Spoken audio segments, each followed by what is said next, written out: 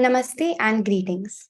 I, Naina Sharma, researcher at IMPRI, Impact and Policy Research Institute, Prabhav एवं नीति अनुसंधान संस्थान, extend my warmest welcome to you all to IMPRI, #Web Policy Talk. We are gathered today for the condolence meeting in memoriam remembering Shri Manoj Misra ji, 1954 to 2023. Convener, Yamuna Jiye Abhiyaan, Campaign for a Living Yamuna River, a civil society consortium, and former Indian Forest Service officer. We humbly offer our prayers for the soul that has departed, and we seek to honor Manojji's inspiring work by continuing to learn from their invaluable contributions.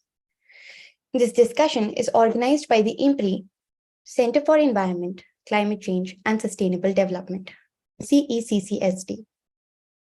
I welcome all of you to this enlightening deliberation and thank you for tuning into this discussion. Now let me introduce the esteemed gathering for remembering Shri Manoj ji. Our chair for the session is Mr. K.J. Joy ji, founding member and senior fellow, Society for Promoting Participative Ecosystem Management, Pune. We welcome you, sir. The distinguished panelists for the session are Ms. Mallika Bhanot ji, volunteer with Ganga Ahvaan, a citizens forum based in Uttarkashi, Uttarakhand. Ms. NIVEDITA KHANDEKAR ji, independent journalist, writer, and researcher. Mr. VR Raman ji, national convener, Public Health Resource Network. Mr. Ranjan K Panda ji, Waterman of Odisha, convener, Water Initiatives Odisha and Combat Climate Change Network, India. Mr. Leo F. Saldanha ji, founding trustee and coordinator, Environment Support Group, ESG, Bengaluru. Mr. Gopal Krishna ji, Toxics Watch Alliance. Mr. Lokendra Thakkar ji, coordinator, State Knowledge Center on Climate Change, officer in charge, State Wetland Authority, principal, EIES, EPCO, Department of Environment, Government of Madhya Pradesh. Ms. Bhavreen Kandhari ji, founder, Warrior Moms and air quality enthusiast. Mr. Suresh Babu SV ji, Director, Rivers, Wetlands and Water Policy, WWF India. Mr. Himanshu Thakkar ji, Coordinator, South Asia Network on Dams, Rivers and People, SANDRP. Mr. Siddharth Agarwal ji, Founder, Veditam India Foundation and convener, India Rivers Forum, and Ms. Ipsita Pati ji, Principal Correspondent, Times of India. We extend a warm welcome to each and everyone and express our sincere gratitude for your presence and participation in this gathering. We are fortunate to have, for special remarks, Ms. Shraddha Bakshi ji, sister of the Honorable Manoj Misra ji. Welcome to all. We look forward to learning from our esteemed gathering.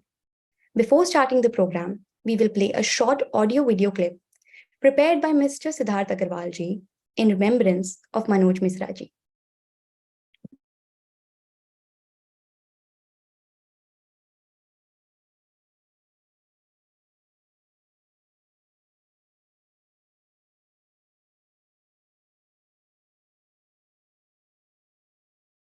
मालूम है हम कहाँ हैं, हमको मालूम है हम कहाँ जाना चाहते हैं, पर हमको रास्ता नहीं मालूम। नदी ने सिर्फ ये कहा है मुझे जीने दो।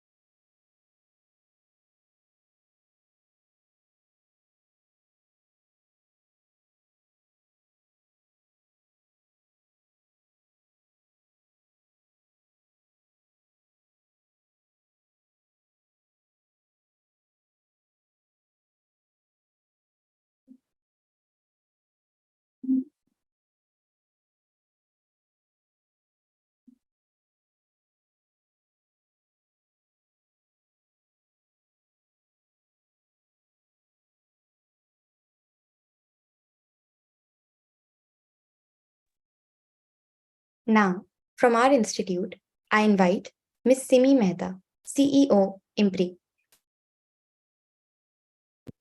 Thank you, Nana, and thank you everyone for joining us this evening for this meeting in memoriam of Shri Manoj Misra ji.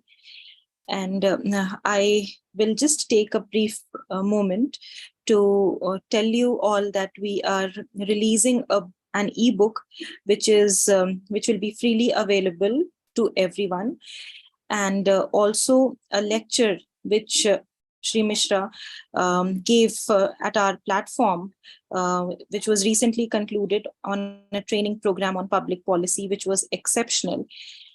And Shri Manoj Misra ji graced us with his presence and wisdom in several of other web policy talks at IMPRI, where he shed light on the critical issues surrounding River Yamuna and also the urgent need for its restoration. In the pursuit to understand the complexities of this ecosystem, the participants, including myself and everyone else who had the privilege of knowing him, that he led a life of unwavering dedication and an exceptional commitment to environmental conservation. So this ebook consists of, is a testament to his remarkable contributions to the environmental conservation and the profound impact on the preservation of River Yamuna. It is with great honor and deep respect that I present this book as a homage to the extraordinary achievements of an extraordinary individual. Thank you very much.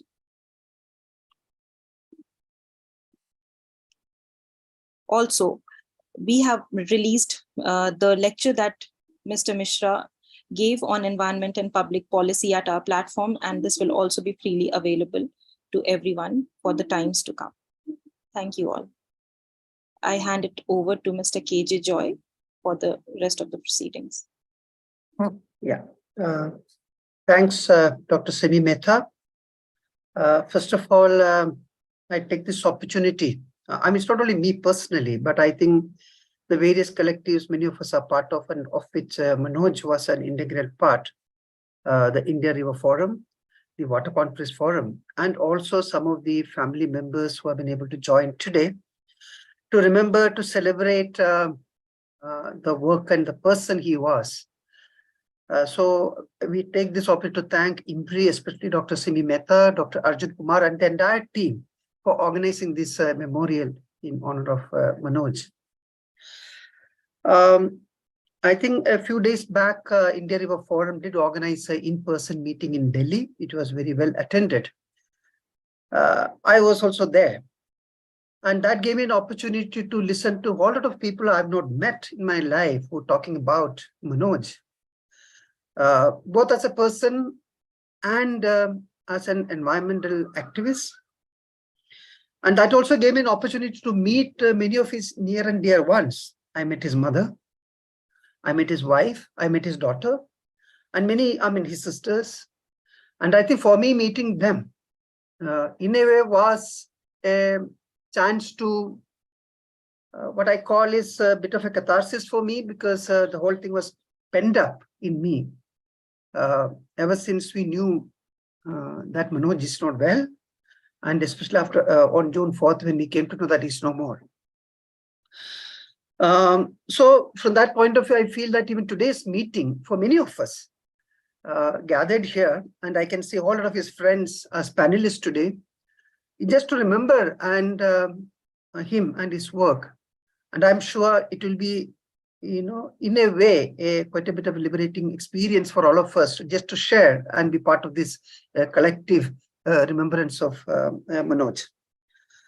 I think, I don't remember the exact date when I met Manoj, but I think it was somewhere around 2011-12, first time I had an opportunity to listen to him when he talked about rivers. I was quite astonished the way he compared the entire river systems on planet to the human body, saying that, the rivers are the arteries of our planet.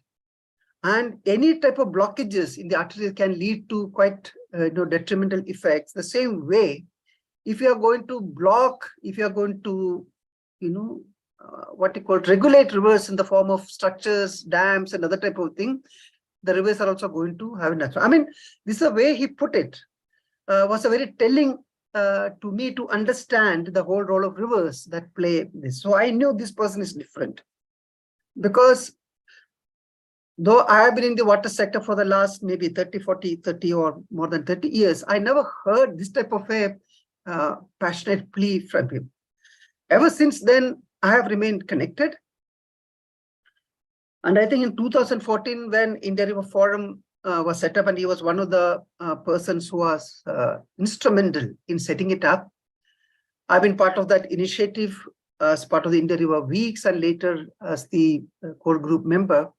And in 2016, the Forum for Policy Dialogue Water Conflicts in India, in short, Water Conflict Forum, also took him as a steering committee member.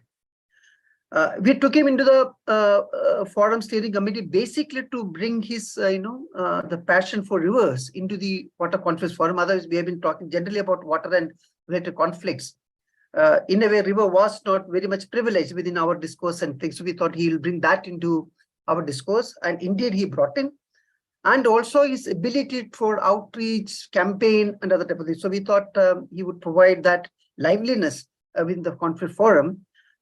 And I would say that he did it very well. I mean, he was the one who led many of our campaigns, whether it was related to when the whole government tried to dilute environment impact assessment processes, or even, which I would like to talk a little detail later, on the whole Ken-Betua interlinking project, etc., etc. And for me personally, he was a person to go to. And I'm sure most of us will share this about him. In moments of doubt, and also when you don't know what type of a position one need to take on some of the politically sensitive issues in the water sector, I think he was the one who is to guide us, guide me personally. And his was a very sober voice. I mean, he was never shrill. I don't think in any of the meetings he has been aggressively putting his point of view or other things, but he used to be very gentle, very persuasive too. I think these are the qualities probably in the activist, spectrum of things. Probably we are all very much shrill in our articulations and things. I think this is something which we'll miss with the passing away of Manoj. I think my last meeting physically with you was in March, end of March in 23. When I was in Bhopal for another meeting, he came to meet me. He was in his farm. He's very passionate about talking about his farm. He came, we spent a couple of hours. And he also invited me saying that, Joy, next time you're in Bhopal, you should come. I promised, yes. I know now, probably that will never take place. I just want to develop on the next 5-6 minutes a few things which I feel is important. I don't think it's very thing. I mean, everybody, all of us know about it, but with which I was personally connected with Manoj's, engagement. We all know, and is very well documented, talked about, in a way, Manoj has become, another name for Yamuna. I mean, Manoj, yeah, when you talk about Yamuna and Yamuna's rejuvenation, I think everybody, the first name comes is Manoj. Through the Yamuna Jiye Abhiyaan, the type of work he had done ever since 2010-11, which in a way led to the 2015 verdict that was instrumental in making the Nirmal Yamuna rejuvenation plan. And we also know that a few years back when Art of Living actually did that world gathering in the floodplains of Yamuna, it was he who took up the matter with the NGT, which in a way forced the NGT to set up a committee.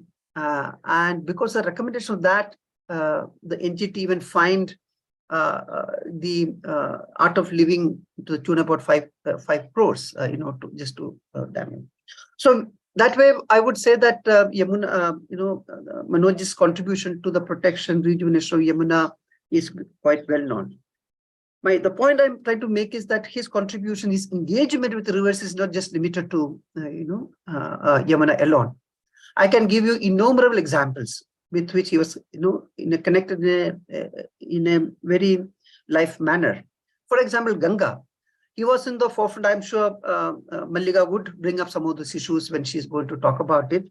He was in the forefront of people who are opposing the type of hydropower development which was coming up in the Ganga basin to some extent.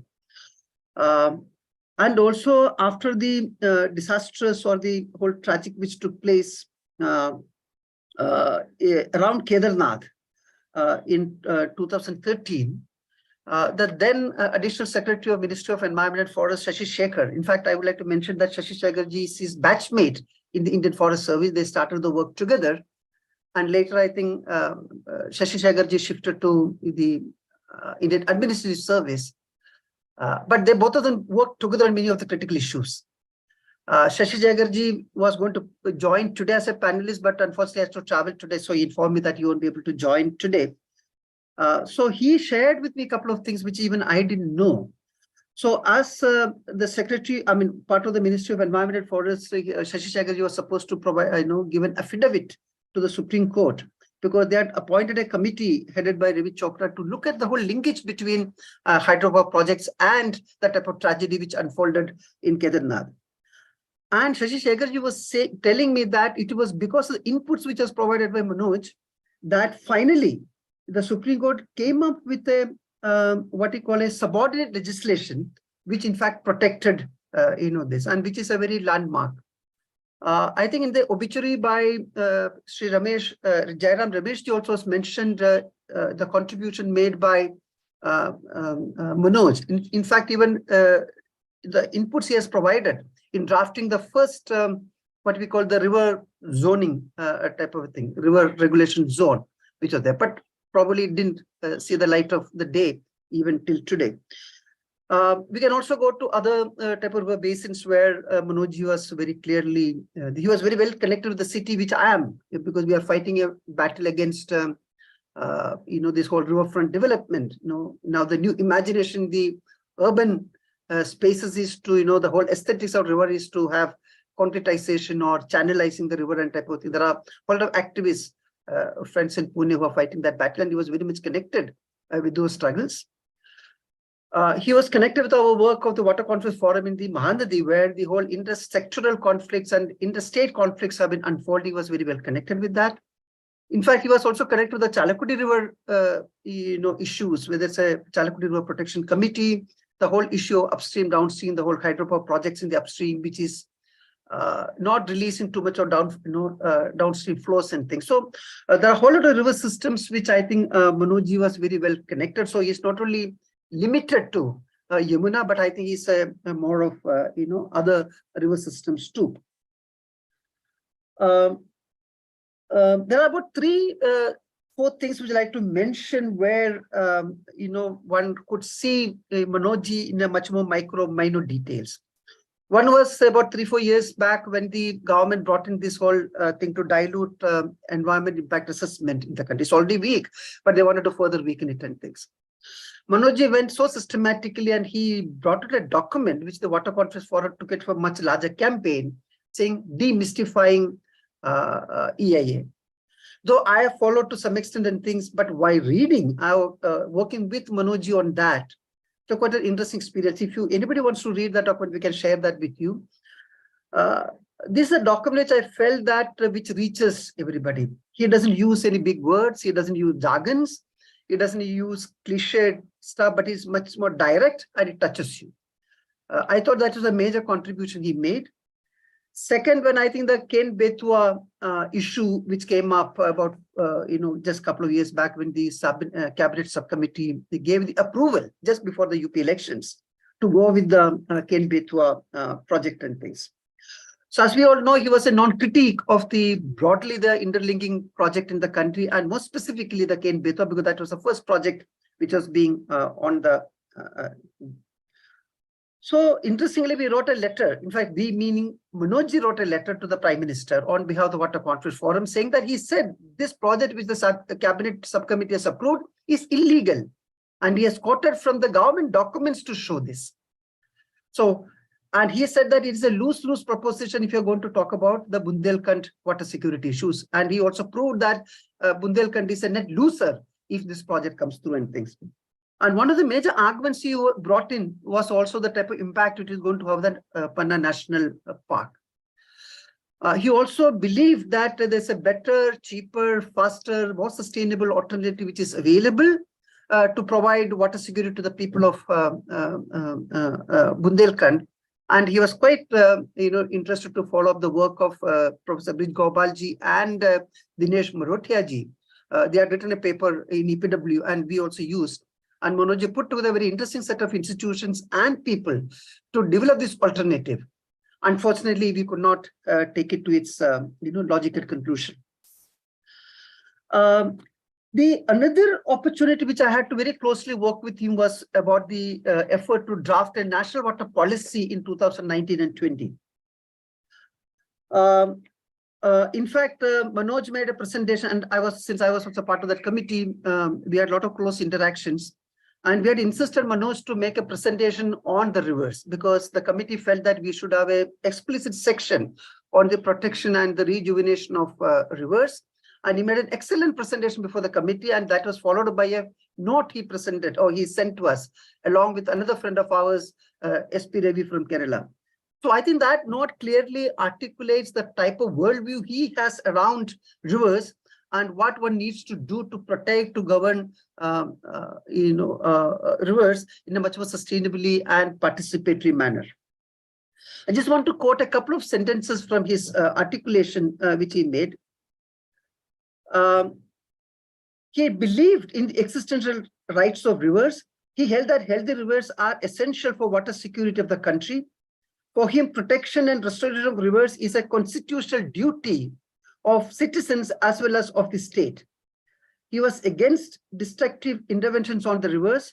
This included not only dams, but also channelization and straightening of river meanders and concretization and artificial beautification of urban stretches in the name of riverfront development.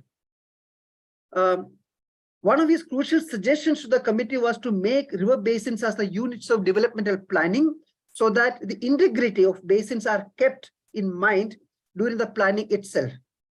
He wanted to bring in decommissioning of dams and structures on the river as part of the draft policy, as he believed that human-made structures have a finite life. He advocated demand management, efficiency, and equity in water use, so that there could be a moratorium on new projects on the rivers. He argued for legislative support for river rejuvenation in the form of a comprehensive framework river basin rejuvenation law. And this, according to him, shall ensure restoration of flows, security of groundwater, and revival of traditional community institutions, and the restoration and protection of floodplains. We all know that, basically also argued that the new national water policy should make a paradigm shift in the management of rivers, with the focus being changed from river development to river conservation and rejuvenation. Environmental flow or ecological flow was quite close to his heart and things. So, in fact, I'm happy to tell this group that most of his suggestions have been included in the draft national water policy. So, just to sum it up, so what I've seen, what has appealed to me, Manoj, both as a person and as an environmental activist, advocate, campaigner, is that he is a person who combines three things. He was a researcher. I mean, researcher not in the formal academic sense of doing research for the sake of research, but I would say more in the mode of either as a citizen science or people science, where basically he was a seeker. So before he took a position on something, I think he tried to understand the whole issues at hand. He was an activist together, and practitioner, activist, worked with communities, activist groups, etc., etc. And third, he also had a good reach to the policy realms. And I think Dr. Simi Mehta did give us some glimpse of that in her remarks and things. So I think, all these three dimensions have been rolled into one person, that was Manoj. And this is something which I think all of us are going to miss in a person who can combine these various things in the environment sector. I'm sure some of you might have also seen his book called Wildlife at 50. I mean, I think it was brought in maybe last year or the year before, where he brought in people who are concerned about these things to, when the Wildlife Act, did the 50 years, he brought in a very interesting book, and that was been well discussed and debated. At the moment, he was in the midst of bringing out another book on water. I think probably it's called Water Tales, or Probably it's a tentative title which he had given, and he had brought in people from the water sector to contribute. And he made it sure that it's not an academic exercise. He said that whatever we write should come from our heart and our own experiential way of writing. And many of us, I'm sure today, part of this meeting too, have contributed to that. He could not take it to its logical conclusion. And I think this is also another unfinished task, which some of his friends, some of us are discussed with the family members, how to bring it out when the Water Act completes 50 years next year. So this is something which many of us are trying to put together and bring it out as this. There are many more things one can share. I'm, looking forward to listening to all of you panelists today, sharing different aspects of his life as well as work, and also the type of implications for policies, whether for water, whether for rivers, whether for forests, and the type of nature or the rest of nature, elements of nature, which he was so well connected with. I think it's for all of us together here. Institutionally, one can say that India River Forum will be there, Water Conference Forum will be there, and I think his family members will be keen. But I think it's a larger body of us who are meeting on him for us to take his legacy forward. And I think one of the tasks is that how do we do this as we go along in things. So probably this meeting will also throw some light on that. And there were some ideas which came up after the Delhi meeting. So we should consolidate all that and see that we take completely the unfinished task which he had, and as well as take the legacy forward. So looking forward to the rest of the panelists, and thank you very much.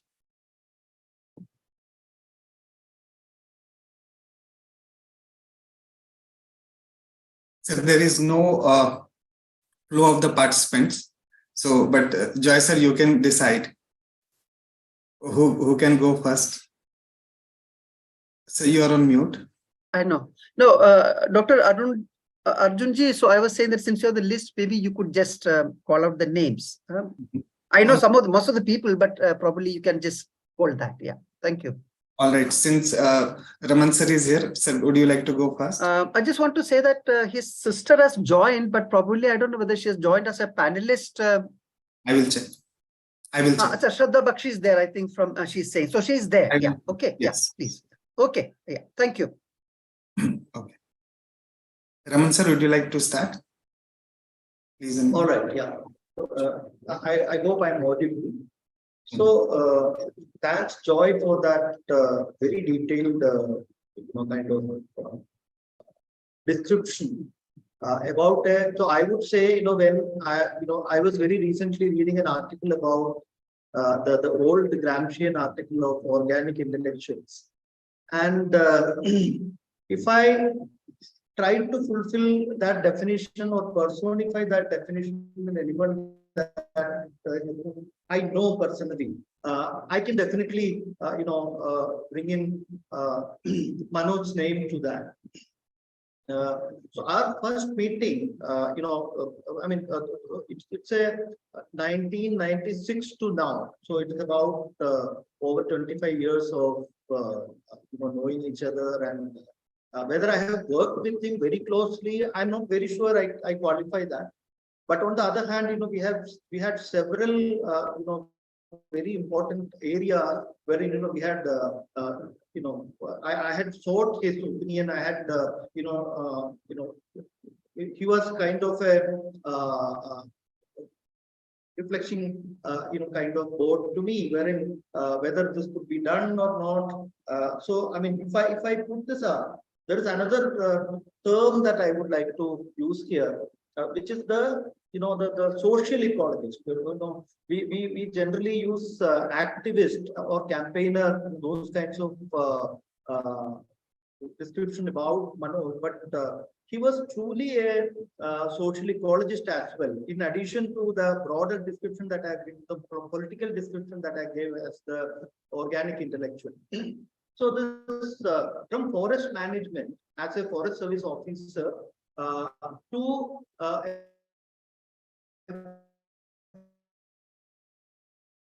forest ecosystems conservation journey, we see that from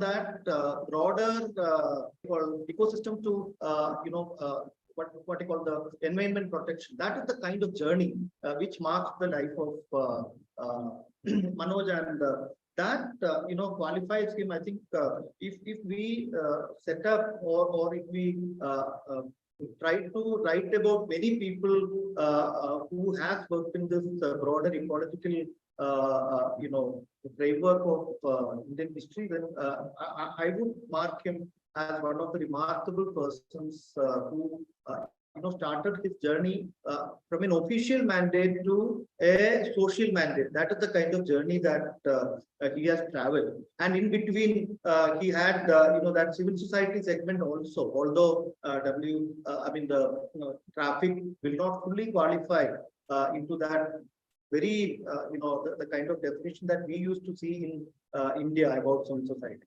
So these two qualifiers, these two kind of adjectives of organic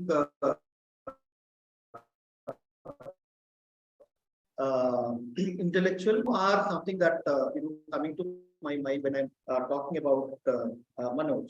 I met him first, in Dehradun.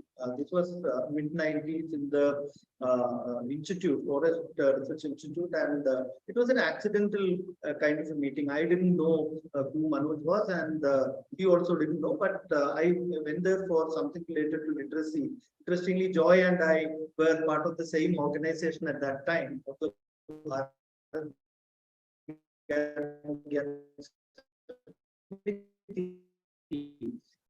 Wherein Raman, I think impeted your voice is cracking. Related programs and Uttar Pradesh tracking together.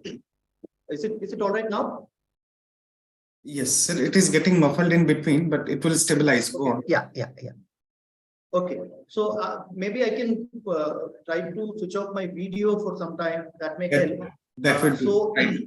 Yeah. So here, I was saying that Joy and myself, we were working together in Bharat Gyan Samiti at that time, and I told him about this literacy missions overall, what we are trying to do, etc.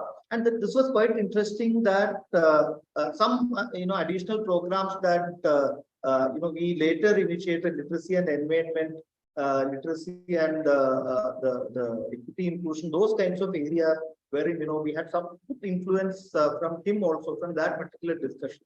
Later in 2002, I landed in Chhattisgarh, invited by the Chhattisgarh government and ActionAid to initiate a community health worker program as well as a health sector reforms program.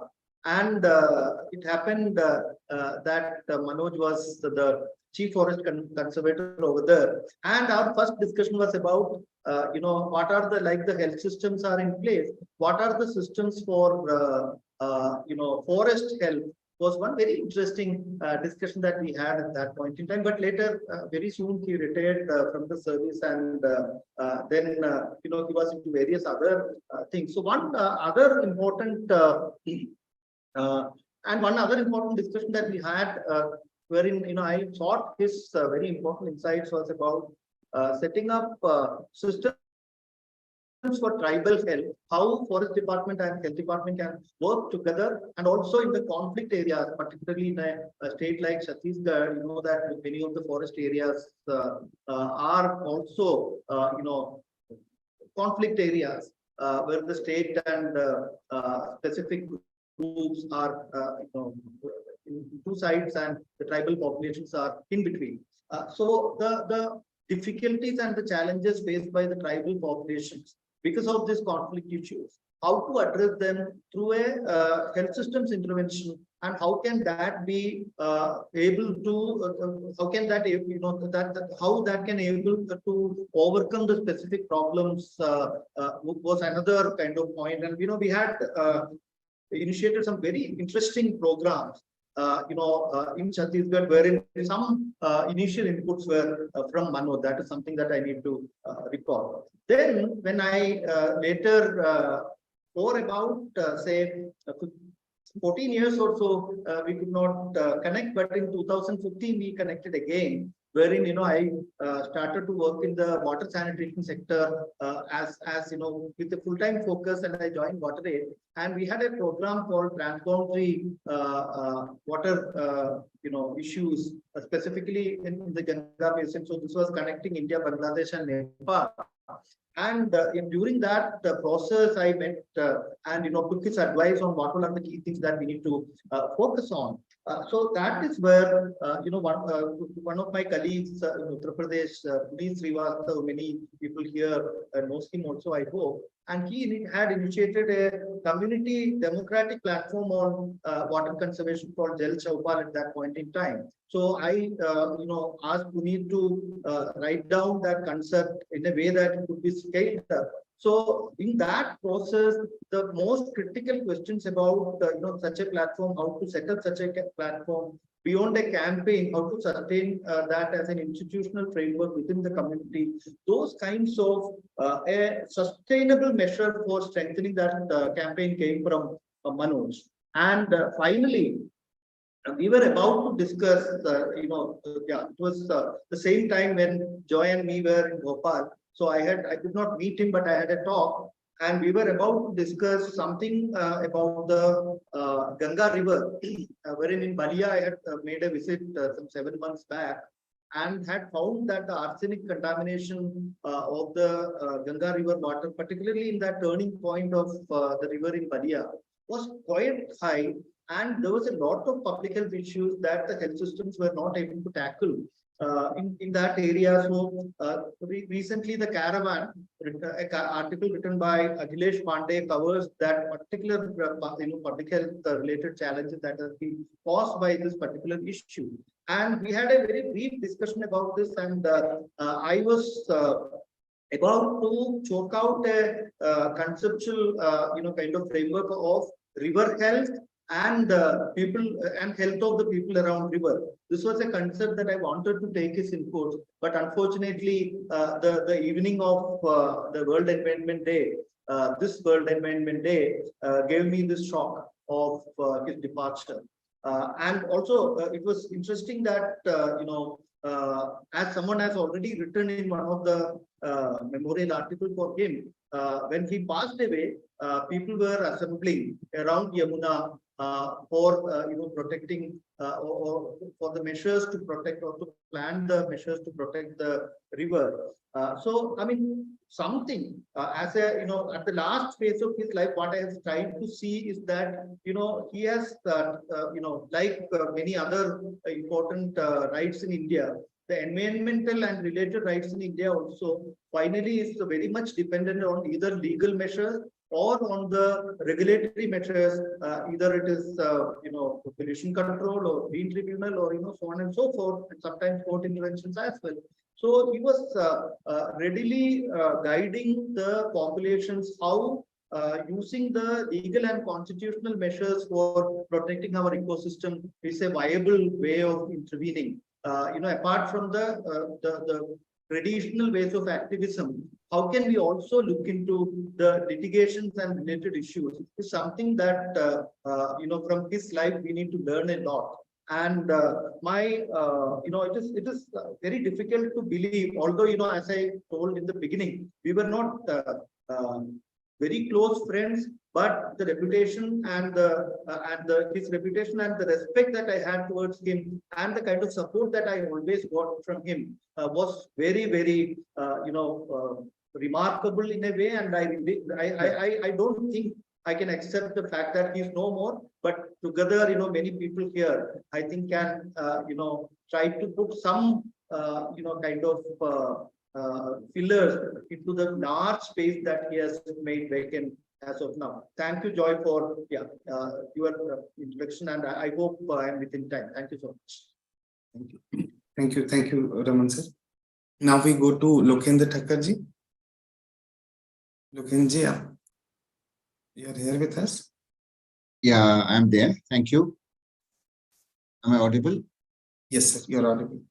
Yeah, thank you very much, and I'm really honored to be participating in this very august panel and paying tributes to none other than very dearly friend, philosopher, and guide for me at least, Mr. Manoj Misra. I had a very long association with him starting early 90s when he was in Bhopal. And although I don't come from the forest services, and I was quite younger to him, about 11 years younger than him, but we had developed that kind of a rapport and friendship. I'm working in Department of Environment. He was from Forest Department. And being as an IFS officer in early 90s, he started a sort of a consortium or an NGO, if I may say, Friends of Earth. And he invited a lot of forest officers, retired and serving officers, and other than forest people. And he started working on environmental issues in early 90s when he was in very active service life. It has always been for me a source of inspiration and guidance from Mr. Manoj Misra. Recently, on the World Wetlands Day on 2nd Feb this year, I requested him to come and give a keynote address on wetlands. As everybody would know, that he was very shy kind of a person. Once he retired from the services and he was in Bhopal, so I wanted to take him on many committees on environmental issues, but he would rather, be very hesitant about it, and he would say that I would rather keep away, but whatever, inputs and insights you want, I would be happy to offer. But he would not get involved in all such kind of, committees and all, and even delivering lectures and all. So recently on 2nd Feb, he agreed to my request to come and deliver a talk on wetlands. And he spoke so lyrically. I mean, he about his knowledge, everybody knows that he had a complete treasure house of knowledge on rivers and wetlands and waters and forest and wildlife. But he spoke in very lyrical way, starting from his school days and when he got connected to wetlands from early, his hostler days, and then to Missouri and to, his service life, wherever he was posted. And finally, he came on to the last, slide when he talked about some of the Ramsar sites of Madhya Pradesh, which are in a very, critical stage and very fragile. And he connected his experience with those Ramsar sites and then, discussed in detail about the status and how can we manage it. So very, profound person and very non-assuming person, but he made his presence always felt. People noted him. Even if he was not present, he was conspicuous by his absence. And I would say that he was very simple person, very polite, yet he was very firm. He always referred to me, I would always call him a sir, but he would call me Lokendra ji. And that was his way of, treating people equal. When people like him, stalwarts, he's a crusader. But he treated people like me at equal, at so ease that I could, approach to him. Many times, when people retire or when they resign, they become quite intelligent. I mean, I'm saying, most of the retired people, and I would also retire in a couple of years.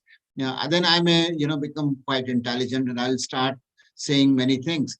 But people like Mr. Manoj Misra, they had the courage to resign from the services and raise their voice on issues.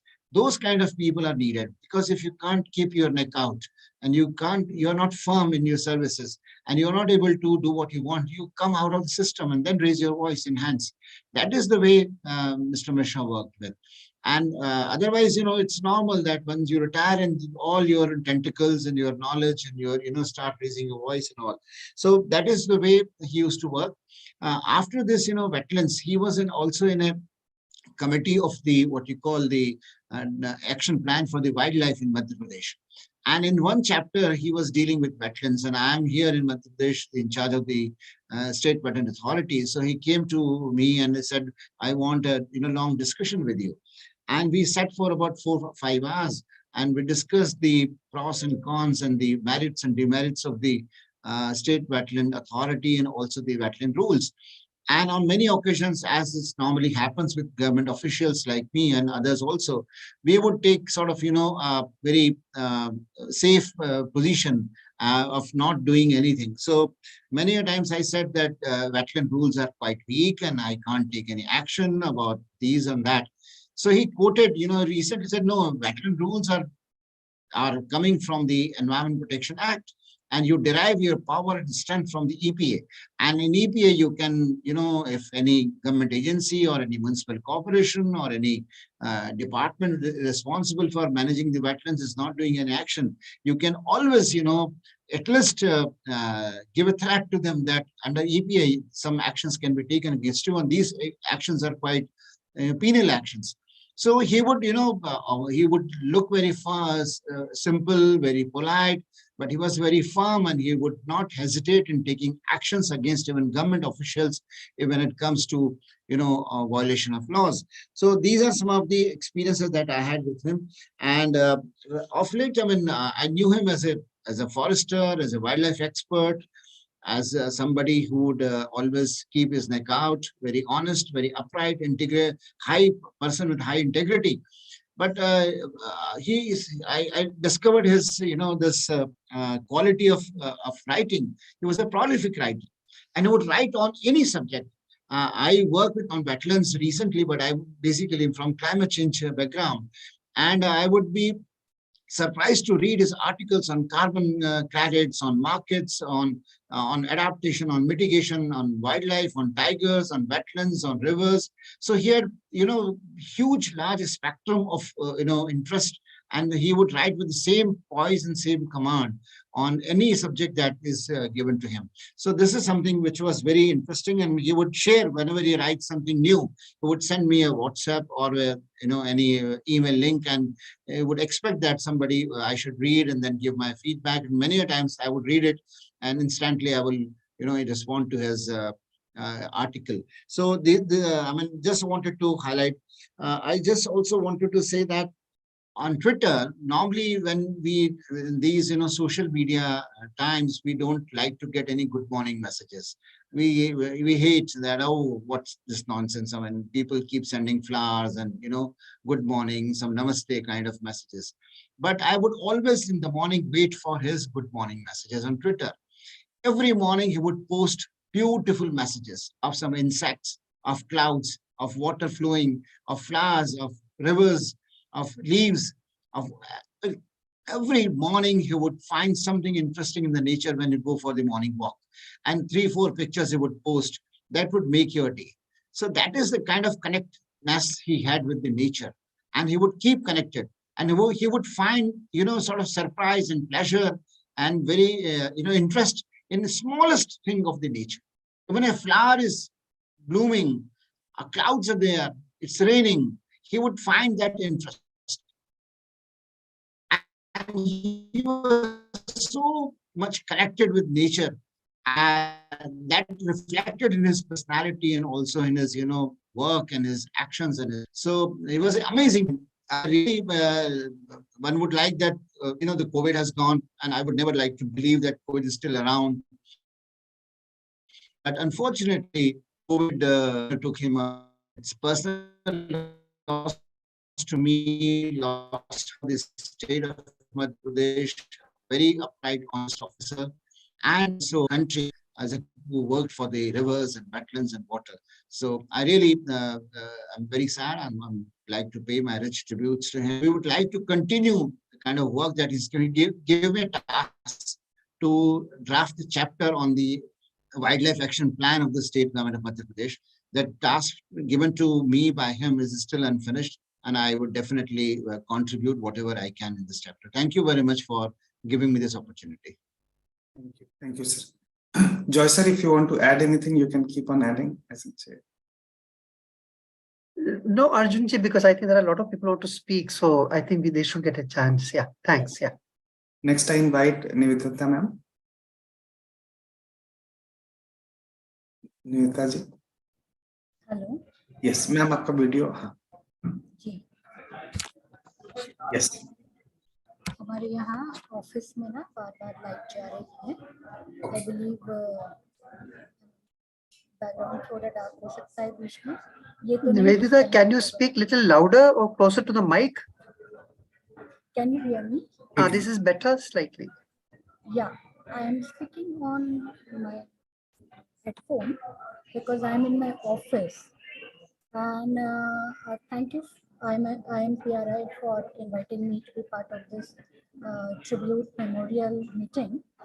And I would like to start from where Lokendra ji was trying to end, from the good morning tweets that we all enjoyed. I was part of the lot that Manoj ji used to tag every morning, and that's how my morning started for many years. And Lokendra ji has described the beautiful content that he put along with the tweet. And it would not be just any other photo, but something to learn every single day. He would, put a message saying, guess what is this? Can you ID this kind of stuff? And then when we put our comments, he would definitely reply to each of them. So that was how it went on for months, irrespective of his illness earlier when he was fighting cancer, irrespective of the weather, irrespective of whether he was traveling or not. But on 7th April this year, he put out a tweet during the day, and which, in a way, we can say was the beginning of the end. And when I asked him, what about his health and Auntie Ji's health, he said, oh, well, we are doing fine. And his comment was, this COVID strain is not life threatening, I am told. And we were relieved, okay, nothing to worry and all that. Unfortunately, 2 days later, I didn't see his tweet, the good morning tweet, and I messaged him on WhatsApp. And then he said, well, last 2 nights had been very miserable and all that stuff. And I mean, I could understand the problems he possibly had faced during those 2 days, because his last line was, it might be not fatal, but the experience is not too far. I mean, that was like really bad for me, for him to say that it might not be fatal, but the experience is not too far. That was like really worrying for me. And then his last message to me was on 13th April, where he said he's in hospital, still improving. But that was the last message. And then, unfortunately, as we all know, he was a fighter. He kept on fighting in the hospital till the last moment. But I don't want to remember Manojji for the sad part or the sad interaction that I had during those last 2 days. My interaction goes right since 2007, when I had just joined HT. And my colleague used to cover environment at that point of time, and I used to do stories once in a while. And at one particular event, I met him for the first time. And in his trademark style, he said, oh, Nivedita ji, imagine a person of his stature, his age, his experience, his seniority. He would invariably address every journalist with a suffix G. I don't at all remember him calling anybody by simply his name. He would always fix G with it and speak. And as Lokendra ji has just said, Raman ji has just said, it was like his way of treating a person on par. We would call him any time of the day, any time of the night. In fact, I myself rang him up at 11:15, and he would patiently address our queries, provide the context for which we had called and everything like that. And and that was not all. He would read what we had written. And not just me, I can speak on behalf of all my journalist friends. He would read write-ups by almost every journalist he knew and give honest feedback. And there would be suggestions for us to include in it. There would be tip-offs for us to follow from that same write-up. And then there would be occasional mails from him that he sent to either the DDA or the LG or whichever, that would prove to be very good story points for us. So those feedback things and grooming of the journalist, training of the journalist was a massive core that he had taken upon himself. Nobody forced him, but he did that. I think that was a great contribution for journalists, as Manoj ji used to do. I think Joy sir spoke about the book that he had done. As far as I know, he was planning this trilogy of books. One was the Wildlife Act 50 year that is already out, that came out in September 2022. On the 50th year of the 9th September was the date. Then, as we all know, he was working on this book on the Water Act. And the third he had in mind was the Environment Act. And when he approached me for the Wildlife Act and requested me to come up with a chapter based on my experiences, needless to add, I was elated.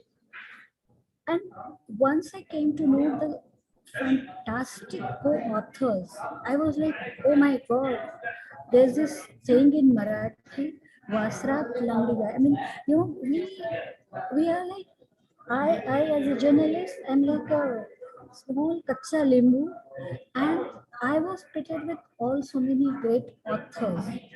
But going beyond that, what amazed me more was the fact that Manoj had this vision that such documentation is needed, such volume which would go beyond academics is needed, because these are the vital acts, these are the primary pillars on which entire environmental governance works in India.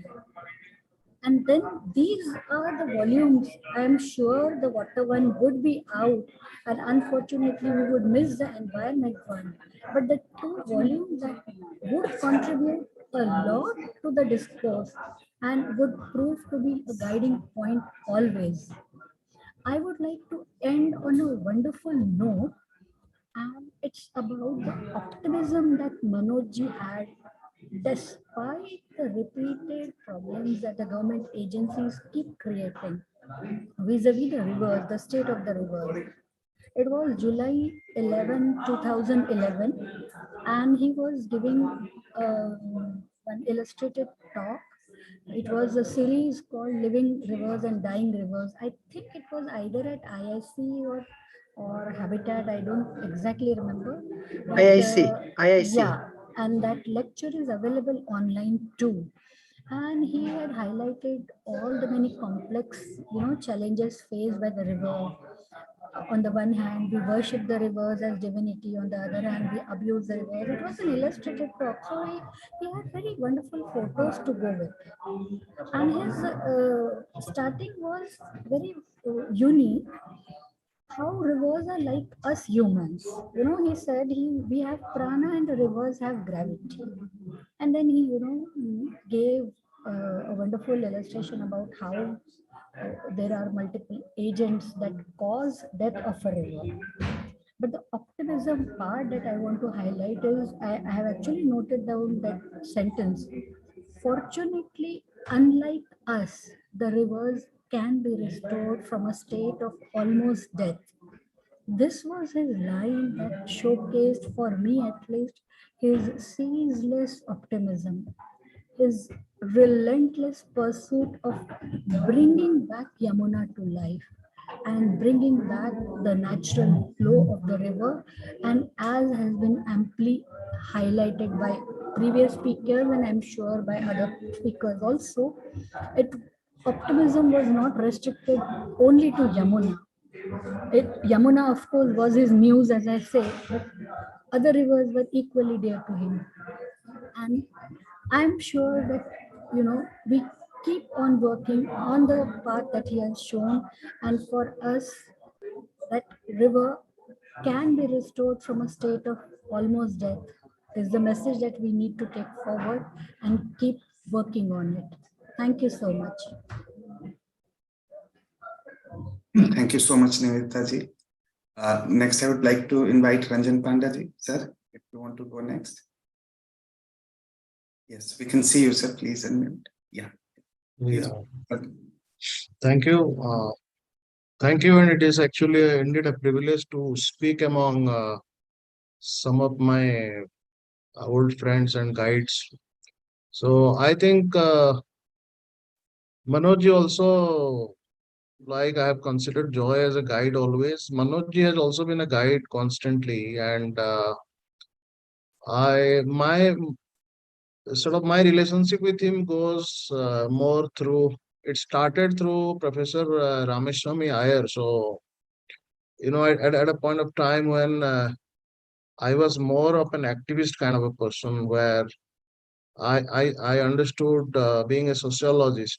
I was trying to understand rivers and water through most of the societal lenses. Manoj, when he was introduced to me by Ramaswamy Iyer, and in fact, some of their fundamentals are almost the same in many contexts. That's my understanding. And Manoj brought something very new to my. I always credit him. Whenever I discussed with him, I always credit him for the nexus between forest and water. He actually he told me about, and he had a firm belief, as Nivedita was trying to say, that science and technology can actually do a lot, uh, along with societal understanding of rivers.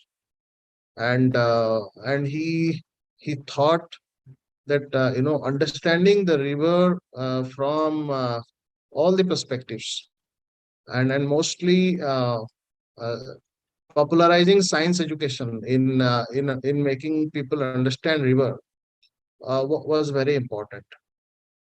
I think uh, I never worked with him long, directly and for long, but I was part of the same series, Living Rivers and Dying Rivers. So we got a chance to interact, and uh, he was, of course, he's an encyclopedia on Yamuna, I would say. I was just learning Mahanadi. So he was at a different level of an understanding on rivers, and I was at a different level. But I think listening to him, talking to him has would always enrich you. I can go back to a few discussions I had with him, and a few interactions that actually that always made me thinking about the future of our rivers. Like Joy said, whenever there is an issue with rivers, for me also he was a go-to person. So my very sort of uh, understanding on floodplain zones, for example, uh, came from Manoj. I Later on I talked to Himanshu and other friends as well. But then the very first understanding on when I was studying the Mahanadi floods, and I was trying to understand some of the nuances of uh, you know siltation and how it impacts. So Manoj was the person that I would be bothering with, long discussions and all.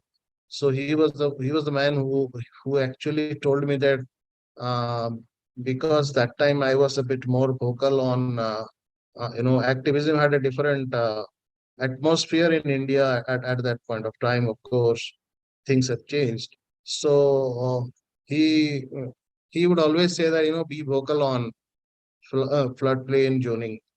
That is something we must discuss more.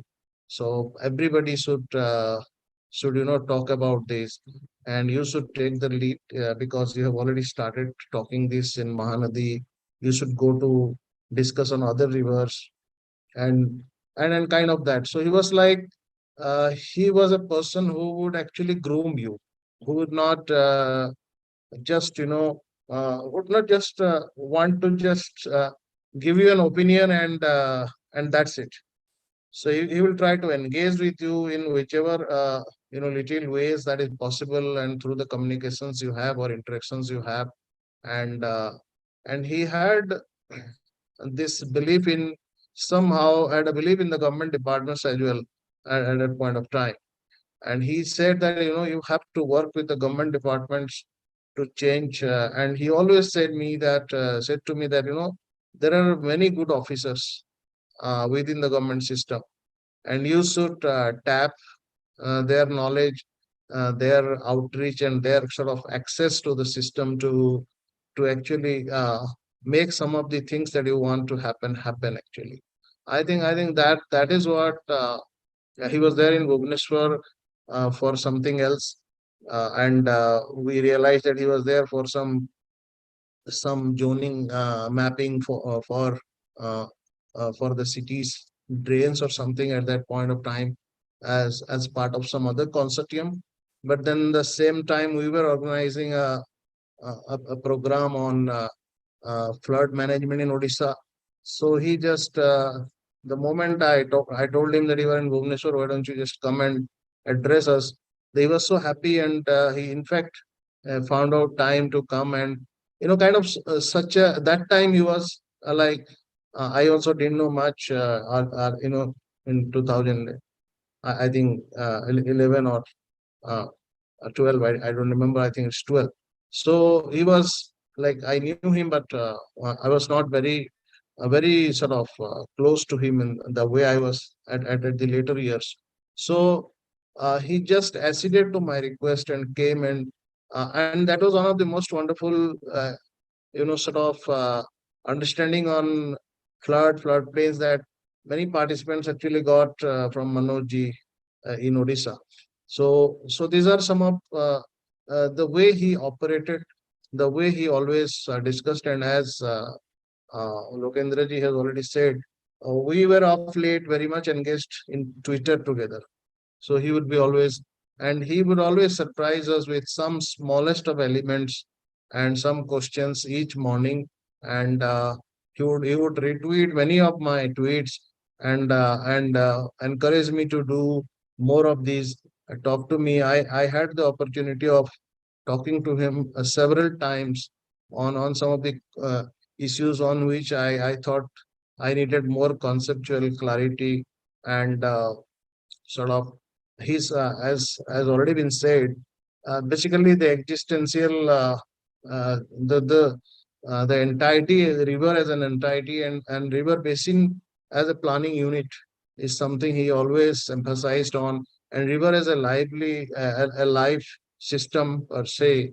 And I had written something on sort of the rights of rivers, and he just messaged me that you should focus on more of these aspects, and kind of he also told me about the challenges of the acts in India, and how giving living rights to rivers was, why it was a challenge and what could be done. So kind of he was always ready. The point that I wanted to bring from this is he would never hesitate to actually sort of pass on his knowledge to a junior, to a new person, you know, and somebody uh, who is just not regularly working with him as well, and always you have to look into his writings, his talks, and then the kind of each discussion he brings up so many issues together is like uh, is like something that you always learn, and there is something new always. If you are calling Manojji, then you are encountering more actually questions as well, to in the way that he will throw lights on things that will actually make you dwell on that subject for many more hours, many more days.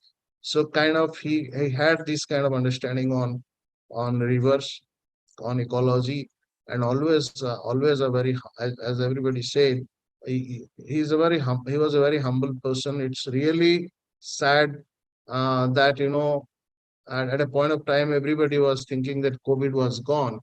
uh, COVID took Manojji, and I was following his tweet. I was sending him WhatsApp messages, and he in fact responded twice only. So we could never realize that. Initially, I could not realize it was so. He just talked about the RT-PCR test and how then later on he said that under-reporting of this COVID phase could be very deadly. Uh, you know, and then I realized that actually there is something very serious, and kind of I tried to connect with him twice, thrice. I responded, I think twice, and I wished him well, but unfortunately, uh, he suffered for some time, and he didn't deserve to suffer. But the irony here is sort of something with related to oxygen takes the life of a person who has been giving life to rivers and ecology, and that's really sad. But one thing, one message that Manoj ji had shared on WhatsApp, I think as well as on Twitter, was something that he always told me once whenever we had a discussion, and whenever we were talking about the way young generation environmentalists are actually behaving. We had actually 2-3 rounds of discussion on.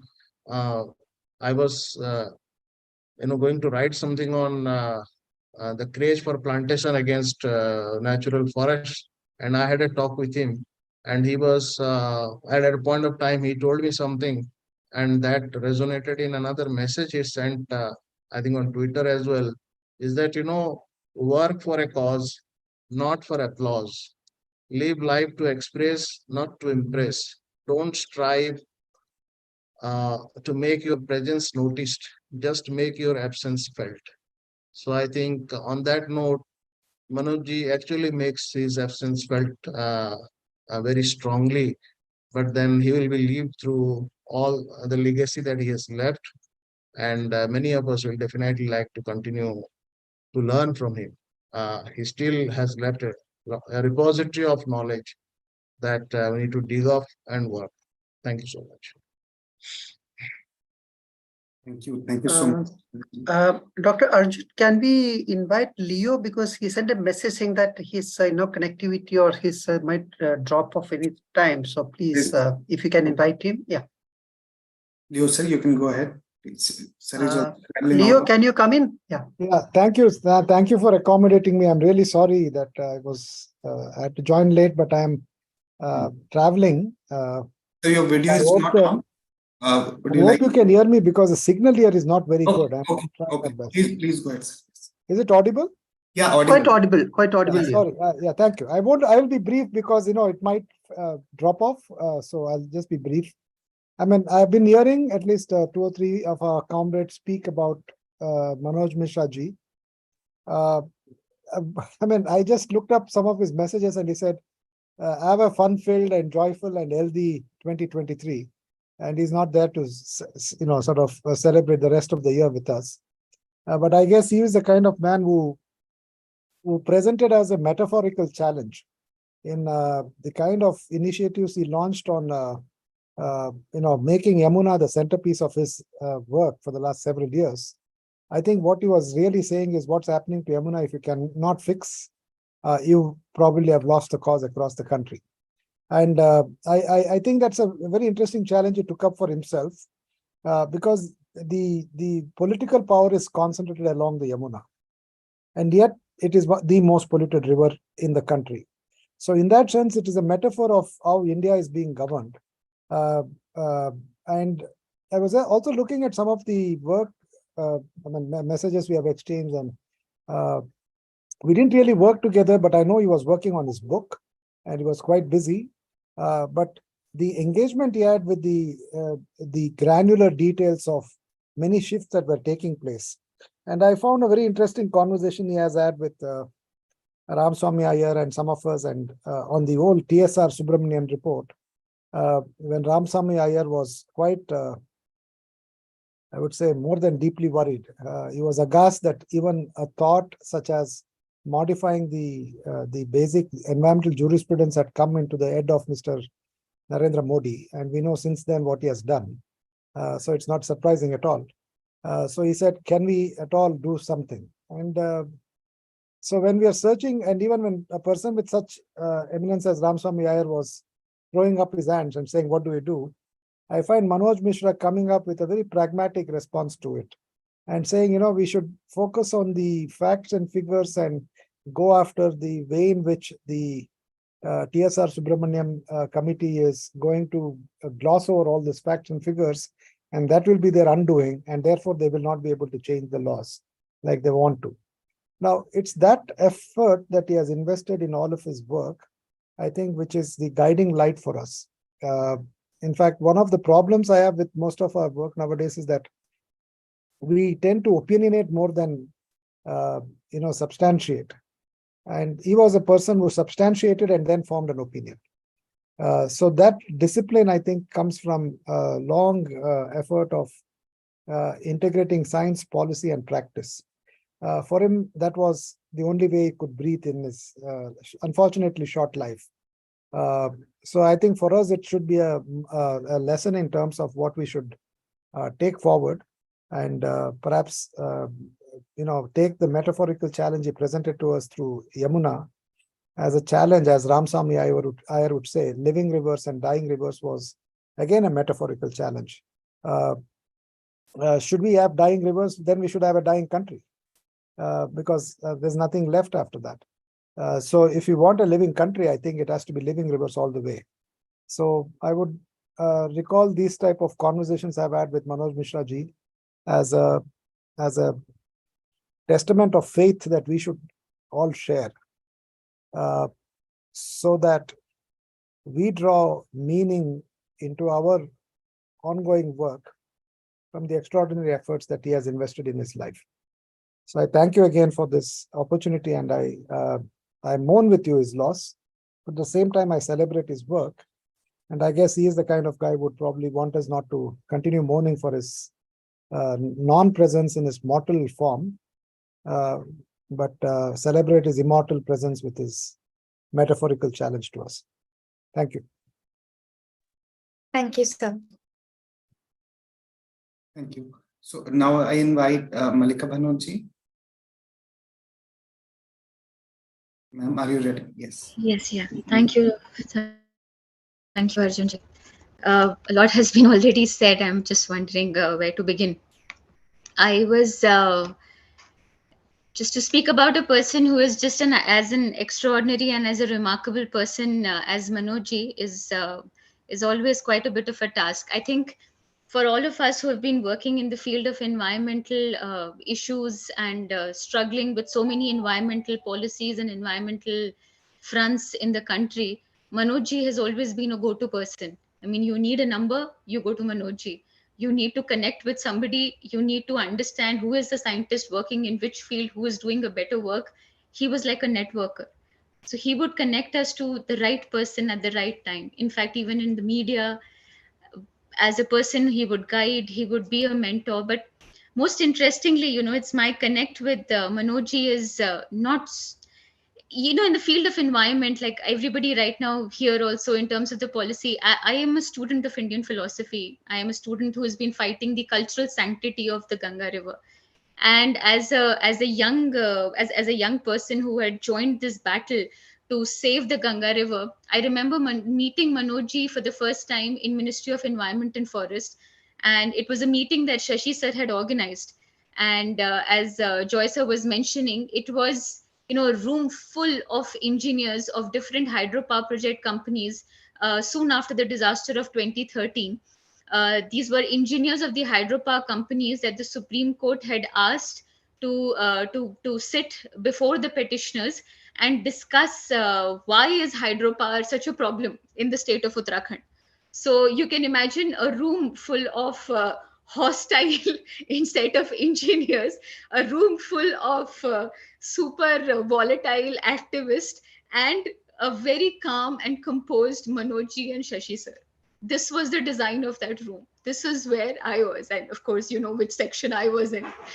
So as volatile and as verbose as I could be, I was, and I very distinctly remember that challenging and, you know, really just basically putting forth different policies, different laws, nothing, not even a single on ground proof was supporting any of these projects to come up after the disaster of 2030.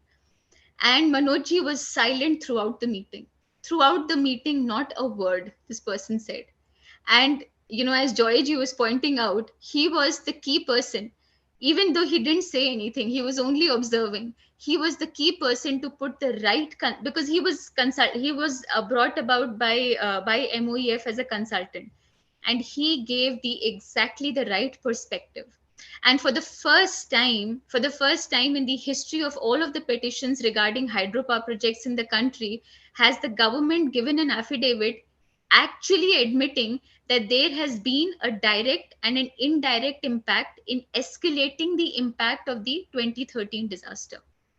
Hydropower projects and their issues in the state in Himalayas for the first time came out in light. Not that much has happened after that, but at least that truth is there with us standing, and it becomes a solid ground for different petitions that have come forth after that. So that was a big achievement, and I cannot thank Manojji enough for that. But not just this Ganga hydropower projects. I remember, you know, even after, the issue is actually I wanted to discuss that and tell everybody that my connection with Manojji is I think is going to be a good contribution to this discussion, would be that, you know, during the environmental issues, when we discuss environmental struggles, we are always discussing very technical aspects of forest, technical aspect of wetlands, why is the flash flood happening, cloudburst happening, this and that. Manojji and I, we connected on something else.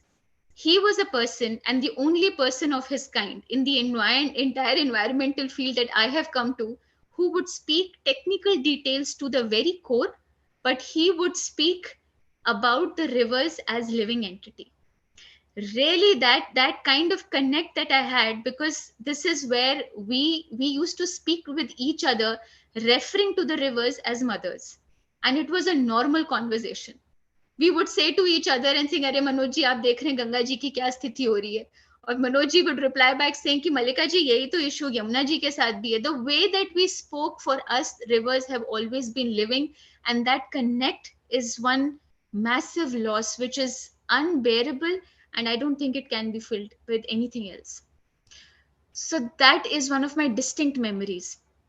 The other thing I would want to bring to the table for everybody to know is that, you know, when since we are working in the upper stretches of the Ganga River and all the tributaries, and it's a massive basin. We all know that Ganga is a massive basin, and 2,500 kilometers of the river in this country, only 80 kilometers is free flowing.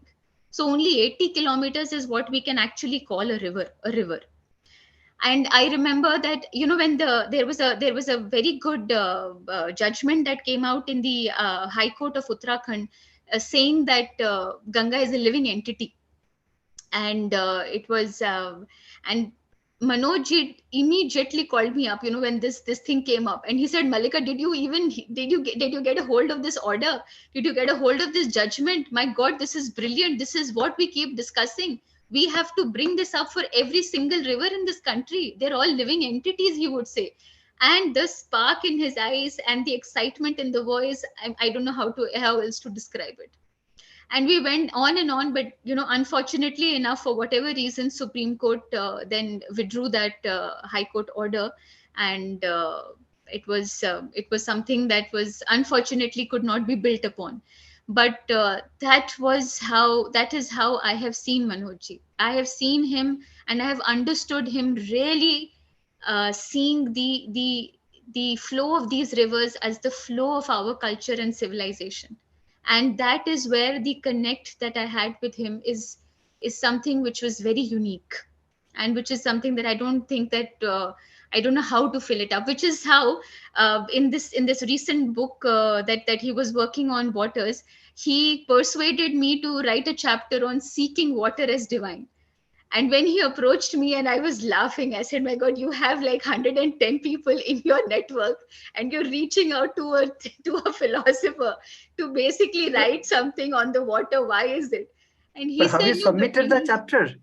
I Did you have, send the chapter? Okay. Yeah.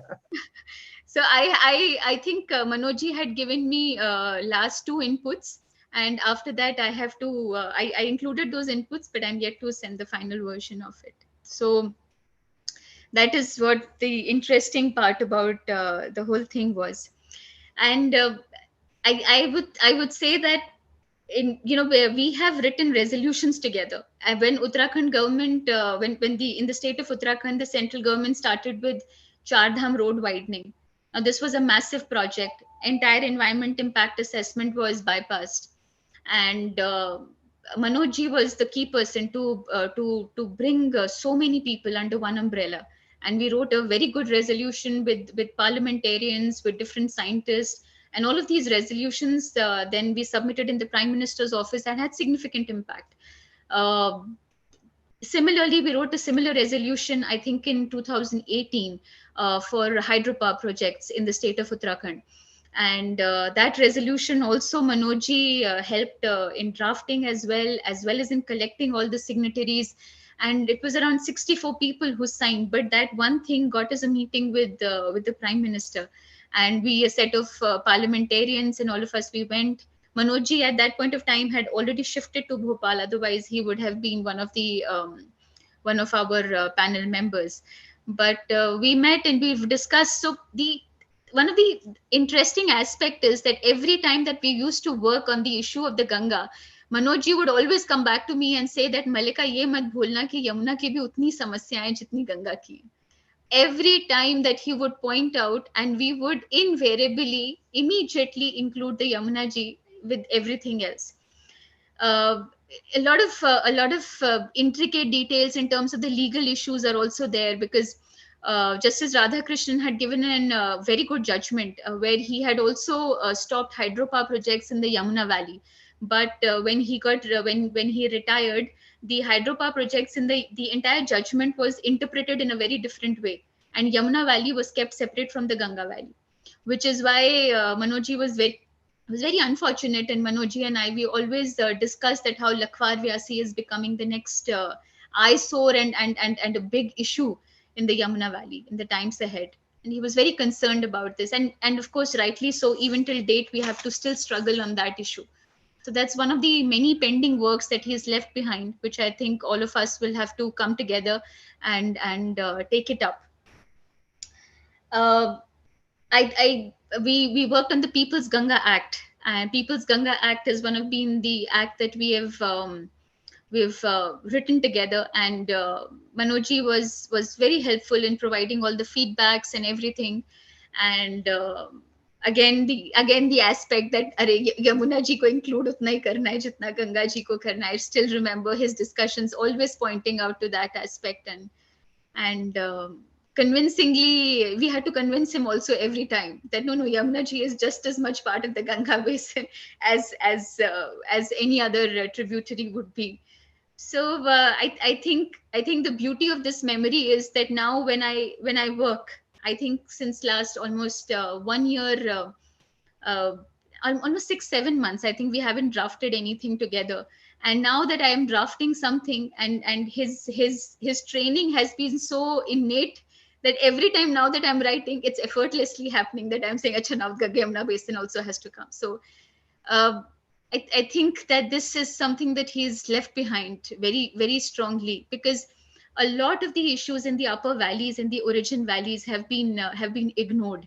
And this rapaciousness in terms of development, in terms of this requirement that how the state of Uttarakhand or Himachal or any of these Himalayan states, we want so much of development, and so much this rapaciousness is taking over our waters, and the waters have merely become resources.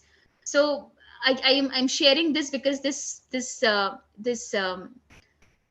sadness in our conversation was often brought about when Manojji and I we discussed. And and we had very long chats in terms of what the government policies are working towards, and how they need a massive shift, not in terms of the policy, but in terms of a will, the will to change and the will to allow the environment to flourish. Because not even we like, you know, we I am one of the members of the Bhagirathi eco-sensitive zone committee. That is the only eco-sensitive zone around a river in the country. It's Bhagirathi ESZ. Like the last patch of the Ganga was identified, and then watershed area around that has been declared as an eco-sensitive zone. So literally speaking, that's the only area which is considering water as something which needs to be protected per se. And because we didn't even have a law in terms of the environmental flow, and how much Manojji and I, we discussed in every single government meetings that we need at least a law for e-flows. And I'm sure Himanshu would be able to add so much more to that. So when we speak about Bhagirathi eco-sensitive zone, Yamuna eco-sensitive zone, Pindar eco-sensitive zone, Alaknanda eco-sensitive zone, Mandakini ESZ, all of this used to come about. And he always used to say that all the valleys are similarly fragile, similarly vulnerable, and how each of these valleys need to be protected as entities, as living entities, so that they can flow. And I was just noticing the video that Siddharth has made and shared in the beginning. You know, the line that he said, that Nadi bas itna kehti hai ki use behne do.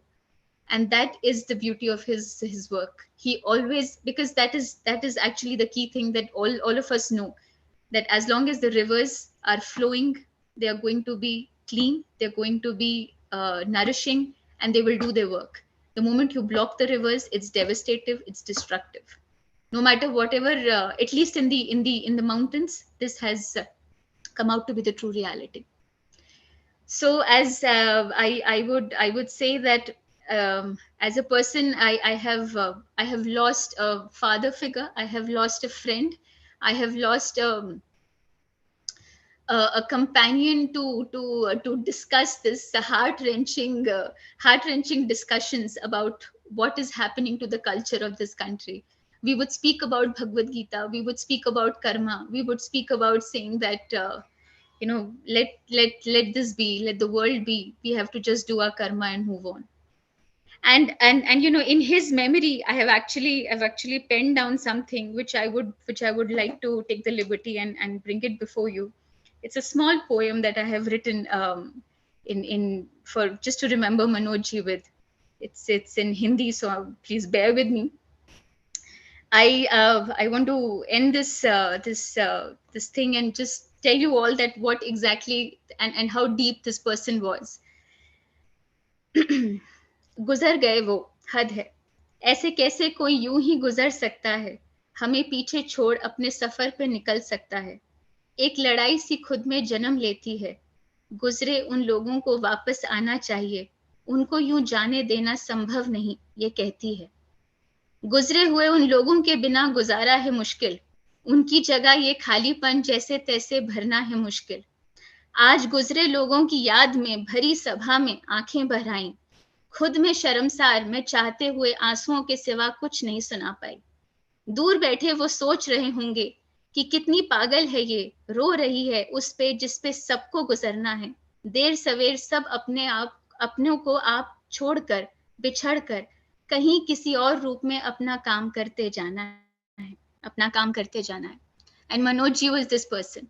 He was this deep. He would have understood and he would have said that I'm just moving on, doing more work.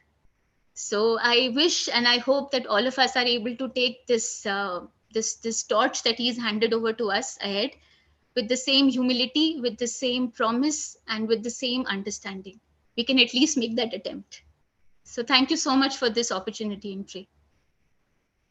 Thank you, Mallika ji, for your insightful remarks and truly heartfelt appreciation, which enlightened our understanding. Thank you so much, ma'am. Now I would like to invite Suresh Babu ji. Sir, you are here. Yeah. Please unmute yourself, sir. So please, yeah.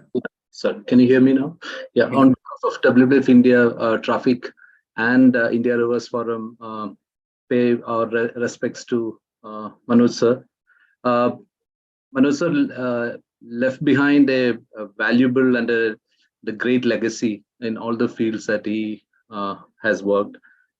Just to quote few colleagues who remembered and during the memorial that we organized last week, everyone remembered him for his calm determination and winning smile. People said that he had difference of opinions with decision makers on their approaches on rivers, but he has always kept his cool and he was very determined to get the right results. My journey with Sir, as a young researcher, I got to know about Sir during his early days of Yamuna Jiye Abhiyaan, and what really fascinated me was the fourth pillar, I would say, to what Leo said. He talked about science, policy, and practice. One of the core pillars for his approach around rivers was people. And many of us know about his first attempt to come up with what is called as a People's River Health Index. It's a beautiful concept that he has come up with, and the way he has gone about establishing, I would say, first of its kind, Nadi Mitra Mantlis. Sudhaji is on the call, and she will remember this. And many of us had been associated with this initiative and were very fascinated. The idea was to bring people together, particularly the riparians, and also to look at the river critically, as to how the river health is behaving, changing over a period of time. And I would say that from the lens of cleanliness, he brought this aspect of healthy rivers into the vocabulary of conservationists. So I think that's one invaluable contribution that Manoj sir has made, and it has inspired many people, local people. I with the fond memories, I remember sir's description of small tributaries. Mallika ji talked about Ganga and Yamuna debate, but he's also fond of smaller tributaries.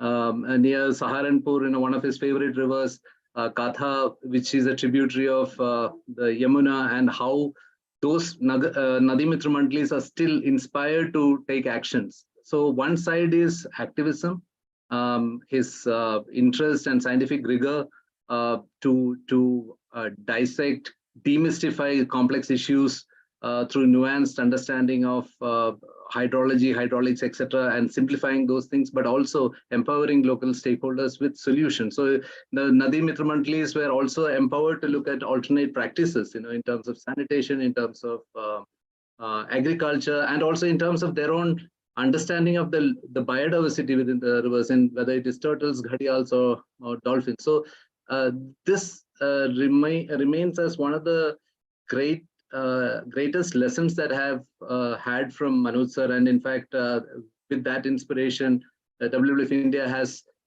initiated the work on Nadi Mitras, Friends of Rivers, across the places where we work. And we are seeing that it's a fascinating engagement tool to keep the local stakeholders motivated and inspired. That's one point. And the other one is, I think it's an unfulfilled, probably a task. Many of us will need to sort of work on it together. His passion for river regulation zoning act. So he had been as a part of a committee. I think Shashekhar sir was the additional secretary at that time. So a committee was constituted. I fondly remember Ladaji, Dr. Brijgopal sir, and Manoj sir drafting the river regulation zoning draft notification. In fact, that's the kind of vision that he had was to ensure lateral connectivity of rivers. The rivers need to flood, and no one should really tinker with the floodplains of our rivers. So I think this is an area that we'll need to sort of work around, because it's not from a regulation point of view, but from a river conservation point of view, from achieving the health of rivers, we need to ensure the lateral connectivity. So I think that's one thing that we will need to discuss, how we can take this work forward. The second thing, I clearly remember there had been, so in the India Rivers Forum, we were very fortunate to work with Sir very, very closely. And he had been the driving force of the India Rivers Forum, throwing up new ideas for discussion and deliberation with with different practitioners, scientists, activists, decision makers across various relevant issues. And the way he would come up with detailed notes on different thematic areas that need to be discussed in the forum, it's just very, very meticulous, and it kind of kept the forum going.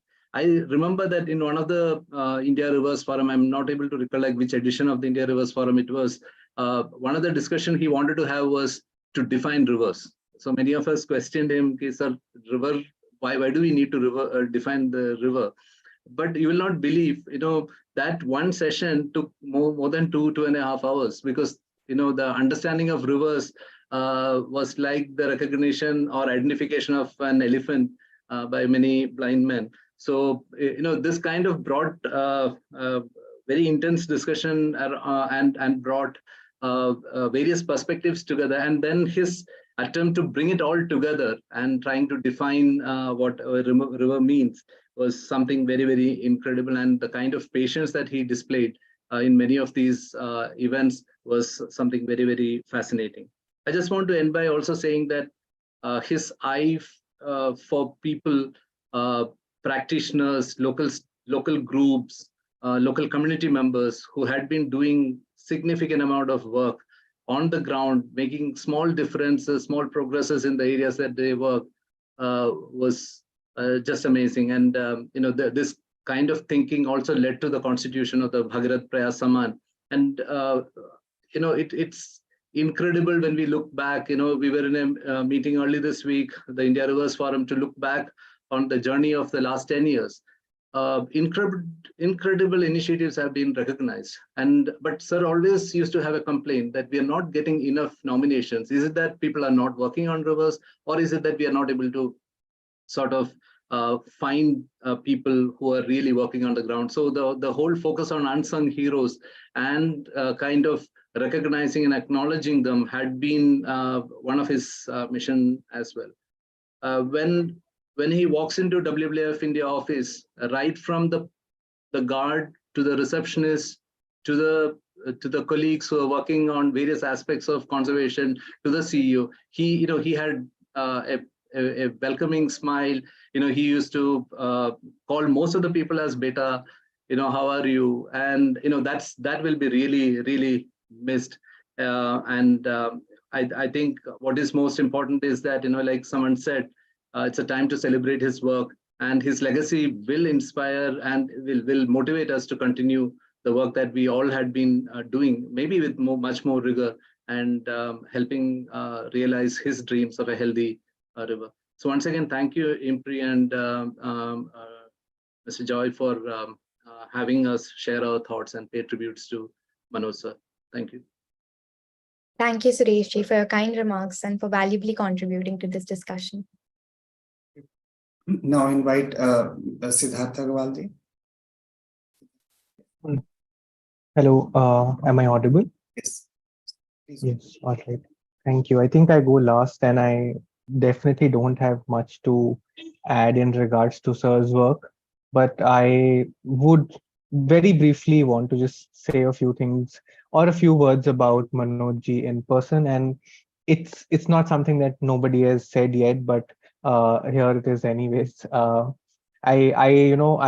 sometimes called Manoj ji a mentor, and when I think about it, I think that if I said this in front of him, he would be the first person to say, oh no, nothing like that. We're just co-travelers or companions, and there is no mentor relationship here.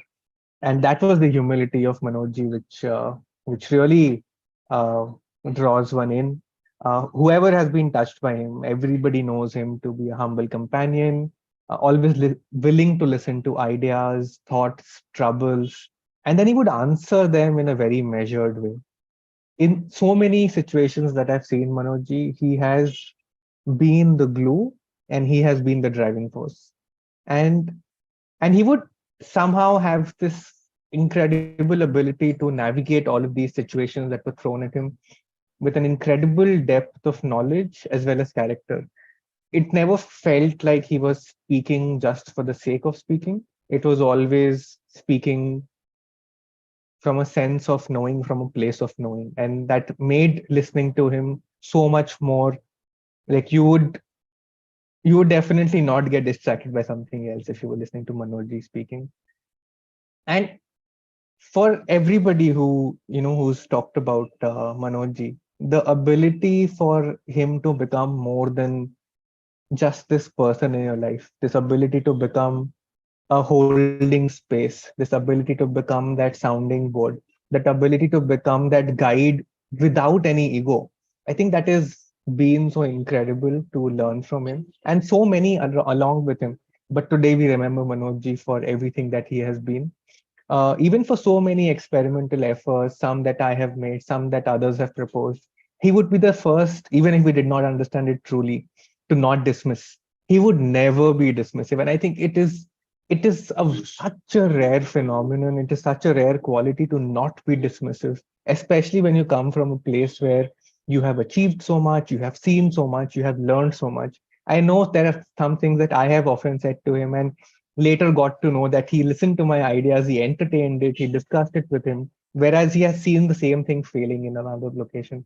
And that has been incredible on how he has allowed others to develop along with him without necessarily imprinting himself very harshly on them. And he even till the last moments that we've spoken, he was always ready to absorb and adopt ideas, very much like the river absorbs its tributaries into it. And that's how I remember Manoj. And beyond all of this, I think in Manoj, I had found my biggest cheerleader who would do, and he would do this not just for me, but anybody he knew. He would be their biggest cheerleader without exception, without condition. And I don't know if I can ever find another Manoj, but it has truly been an incredible honor to be closely associated with him for the past many years. And the only hope is to take forward these values, these ideas, these ideals, and just really resisting this urge to pick up the phone and call him right now. Uh, uh, Sorry. And just to close that, we are creating a space at India Rivers Forum to hold any tributes that you might have for Manoj. So you can email it to us at indiariversforum@gmail.com. I'll put it in the chat as well. And thank you for listening and creating this space. Thank you. Thank you, Siddharth, for your kind appreciation and for your valuable contribution to our discussion. Thank you. Himanshu sir is not able to join, some family emergency. Ipsita ji is also not here, but Bhavreen ma'am was here. But I'm trying to get in connection. Meanwhile, Joy sir, if you want to have the floor and add to the things, we can also have some question answer, also have participants to speak if anyone wants to speak. See, if none of the panels are there, probably Dr. Arjun, we could also open up the floor to some of the other people who can speak. But yes. I thought Shraddha Bakshi is here. Yeah, we can also, yes. Shraddha ji, yes. I think we should request Shraddha Bakshi to speak. Yeah, Shraddha ji. Yeah. And please unmute yourself. नमस्कार। आपने ये इतना खूबसूरत programme arrange किया और सब बहुत ही विद्वत जन यहाँ आए। भाई के लिए इतनी सुंदर भावनाएं लोगों के बीच में आप घूमती हैं, सब लोग इतना अच्छा बोलते हैं उनके लिए, यही हमारे लिए बहुत काफी है। मैं उनके कुछ पारिवारिक एस्पेक्ट के बारे में बताना चाहूंगी कि वो घर में कैसे थे। उनका काम आप सबने देखा और आप सबने उनके साथ मिलकर जुड़कर काम किया। यमुना जी के लिए काम किया, पानी के लिए काम किया, जंगलों में और वाइल्ड लाइफ के लिए काम किया। लेकिन वो घर में कैसे थे और वो मनोज मिश्रा कैसे बने, ये आपको शायद न पता हो, तो मैं उसके बारे में थोड़ा सा बताना चाहूंगी। कबीरदास जी का एक दोहा है, कबीरा जब हम पैदा हुए जग हंसे हम रोए, ऐसी करनी कर चलो हम हंसे जग रोए। आज स्थिति ये आ गई है। वो बड़े हुए, जब उनका जन्म हुआ तो मथुरा में हुआ, जो कि यमुना जी के तट पर बसा हुआ है। और उस समय इतना स्पेशल डे था, विजयदशमी का दिन। उनके ग्रेट ग्रैंडफादर शंख बजा रहे थे और पूजा हो रही थी और मनोज जी अवतरित हुए। उन्हें हमेशा जल्दी रहती थी, तो अवतरित भी 2 महीने पहले हो गए। ऐसी स्थिति के बाद जब वो थोड़े 3-4 महीने के इस लायक हुए, तो उसी समय उनके ग्रेट ग्रैंडफादर ने उन्हें देखकर कहा कि ये कुछ अद्भुत सा बच्चा है, इसके चारों तरफ चिड़ियां घूमती रहती हैं, और वो जो भी उनके लिए कुछ रखा जाता था आकर खा जाती थी।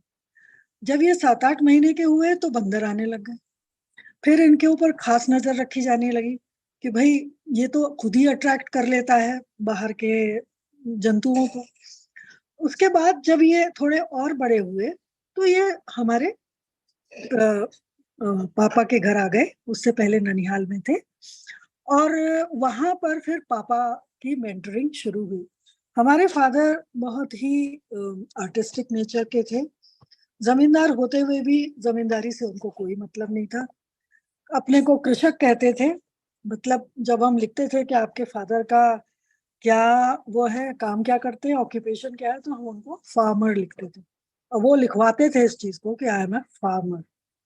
उसके बाद पापा ने जर्नलिज्म में इंटरेस्ट दिखाया और करंट अफेयर्स उनके टिप्स पे रहते थे। तो पापा जो थे वो अपने बच्चों को करंट अफेयर्स से वाकिफ रखना चाहते थे, तो उनके साथ बहुत डिस्कशन किया करते थे। अर्ली मॉर्निंग वॉक्स होती थी उनकी रेलवे लाइन के ऊपर, जो जंगल के अंदर से गुजरती थी। और पापा और दोनों मेरे भाई, मैं तो बहुत छोटी थी, और ये लोग डेली अर्ली मॉर्निंग वहां से वॉक करके आते थे। कभी हाथ में फूलों की टहनियां, डालियां, और वो ला करके सब कुछ प्रेजेंट होता था मम्मी को, ताकि वो घर में सजा सके। तो इस तरह से, अब पापा को आर्टिस्ट भी थे, तो वो कहीं भी रैंडम स्टोन्स उठा लेते थे और उनमें पेंटिंग किया करते थे। ये सारे स्टोन्स ये भाई ही उठा के लाते थे साथ में। वहां से पत्थरों से लगा हुआ नदियों के किनारे ले गए पापा उनको। हम हर 15-20 दिन में पिकनिक जाते थे, तो वो उसमें पूरा हमारा कुटुंब जाता था। तो वो भी एक इनके लिए बड़ा खास स्पेशल इवेंट हुआ करता था। और इसके बाद फिर इनकी ट्रेनिंग शुरू हुई धौलपुर मिलिट्री स्कूल में। इनको वहां भेज दिया गया। तो दोनों भाई मेरे धौलपुर मिलिट्री स्कूल में पढ़े, जहाँ डिसिप्लिन काफी अच्छा था। और वहाँ के कर्नल घई करके एक प्रिंसिपल हुआ करते थे, जिन्होंने इनको, इनकी प्रतिभा को नोटिस किया, क्योंकि ये हमेशा 5 पॉइंटर रहे अपने क्लास में। और उन्होंने इतना ध्यान किया कि वो इनको एक जगह बताते थे कि तुम यहाँ छतरी के नीचे, राजस्थान में छतरियां बनी होती हैं छत पे, मेरे ऑफिस की खिड़की के सामने बैठोगे ताकि मैं तुम पर नजर रख सकूं। और ये बिल्कुल डिसिप्लिन में बैठ करके वहीं पढ़ाई करते थे। कुछ समझ में ना आए तो जाकर टीचर्स से पूछते। तो वहां से जो प्रेम स्नेह इनको अपने टीचर्स के साथ, बाकी लोग साथियों के साथ मिला, उससे क्या हुआ कि ये हमेशा अव्वल रहने लगे। और जब इन्होंने हायर सेकेंडरी भी पास किया तो वो भी बहुत अच्छे मार्क्स के साथ ये वापस आए। उसके बाद ये पहुंच गए पंतनगर एग्रीकल्चर यूनिवर्सिटी। तो वहां कहीं दिमाग में तो ये था कि पापा तो फार्मर हैं, मुझे भी कुछ समझना है। हालांकि बीएससी किया फिजिक्स में, लेकिन गोल्ड मेडलिस्ट वहां से आए। उसके बाद पापा की ही दी हुई कुछ शिक्षा ऐसी थी कि मैं आईएएस करूंगा ही नहीं, एग्जाम दूंगा ही नहीं, मुझे सिर्फ आईएफएस बनना है, फॉरेस्ट सर्विसेज में ही जाना है। और वो जो धुन लगी तो हर काम बड़े शिद्दत से करते थे, बहुत बहुत ही ये सोच करके कि इसे तो पूरा करना ही है। अब वहां से ये फॉरेस्ट में आ गए।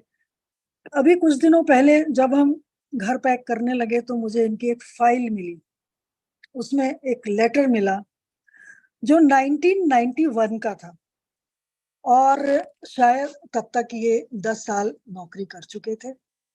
तो उसमें इन्होंने अपने वन मंत्री, भोपाल के वन मंत्री को ये लेटर लिखा था और उसमें उनको सलाह दी थी और उनसे रिक्वेस्ट की थी कि अगर आप कोई भी एसओपी या कुछ भी नया बनाने, पॉलिसी बनाने जा रहे हैं तो कृपया मुझे जरूर उसमें मौका दें। मैं कौन हूँ? मैं एक 10 साल से नौकरी करने वाला वन विभाग का अधिकारी हूँ। वो पत्र भेजा गया कभी या नहीं भेजा गया उसका मुझे पता नहीं, लेकिन वो पत्र देखकर मेरे मन में आया कि बीज तो यहाँ से आ ही चुका था। मतलब ये सिस्टम को सुधारने की कोशिश काफी करने की कोशिश करते थे, और जब भी कुछ भी काम हाथ में लेते तो वो इतने मनोयोग से उसे पूरा करने की कोशिश करते कि उसमें फिर किसी को कोई संदेह नहीं रह जाता कि कहीं इनके पीछे इनका कोई अपना मोटिव है या कोई मतलब है।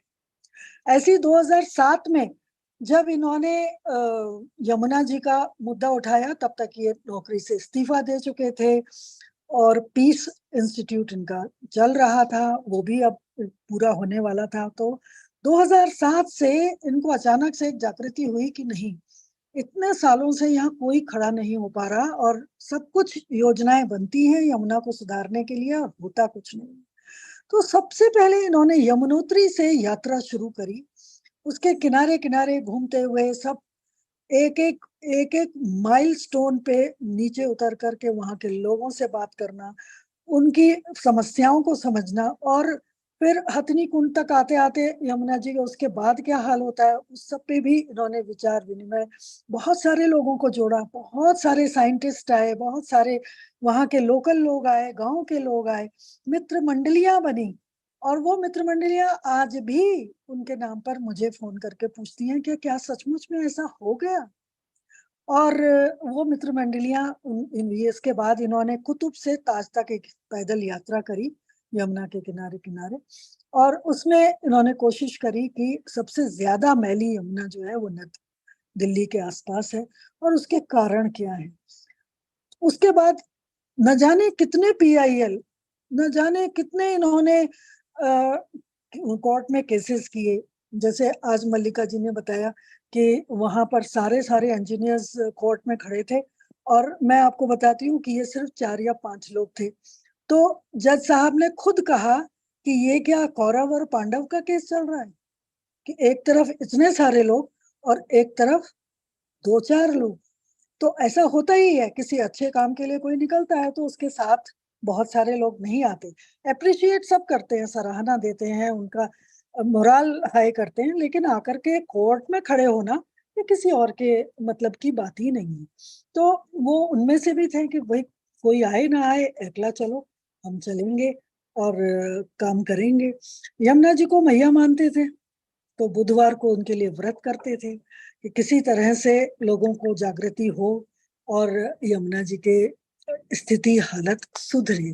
पंचनदा जो था जगह थी वो उनकी फेवरेट प्लेस थी, और उस जगह से उनको इतना प्रेम था, वो केन बेतवा मुझे लगता है कि वहीं से उनका जो आया कि भाई नदियों को जोड़ना उचित नहीं है, और अगर वो जुड़ जाएंगी तो पानी का इतना प्रवाह फैल जाएगा कि वो जहाँ की है वहां की भी नहीं रह पाएंगी। यमुना जी एक लिविंग बीइंग की तरह है। इस चीज को प्रूव करने के लिए न जाने कितने वर्कशॉप्स स्कूल्स में किए, न जाने कितने वर्कशॉप्स इन्होंने इसमें आईआईसी के एनएक्सी में किए, WWF में किए, जिसने जहां बुलाया, चाहे मिनिस्टर्स हो, चाहे कॉलेजेस हो, चाहे कोई भी इंस्टीट्यूट हो, वहां भाई पहुंच जाते थे। उसके बाद फिर टीवी के उसमें इनकी वर्कशॉप्स होने लगी, इन्होंने बहुत कुछ समझाने की भी कोशिश की, लोगों ने पहचानना भी शुरू किया, सब कुछ हुआ।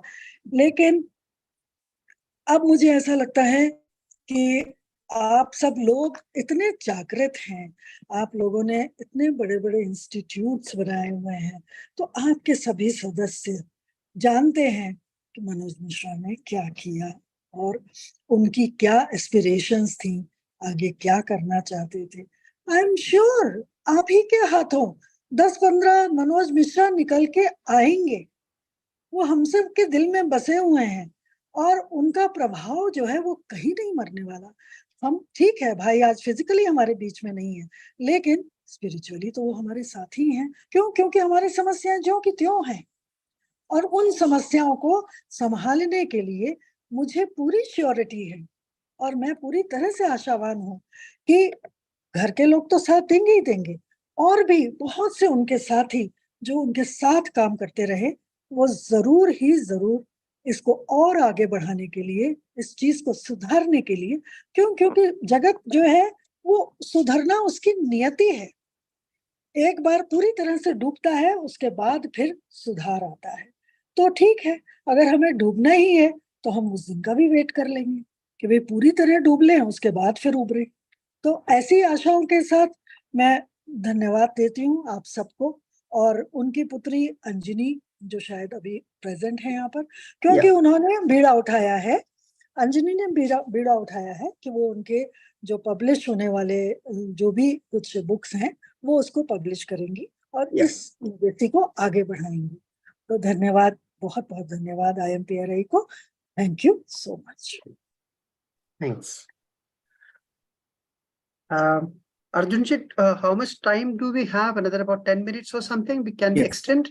Yeah. Yes, we can Okay, extend. so I suggest we open it up a bit to others. I can see a couple of people, I would very much like them to share a few thoughts and their feelings.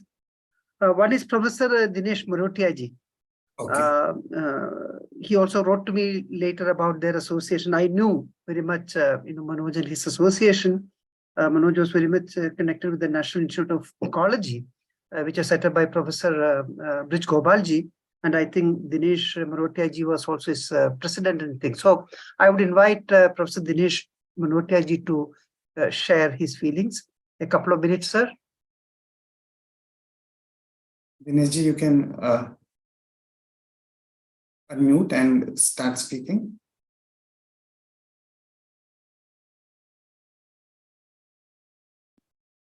Dinesh ji, you can unmute.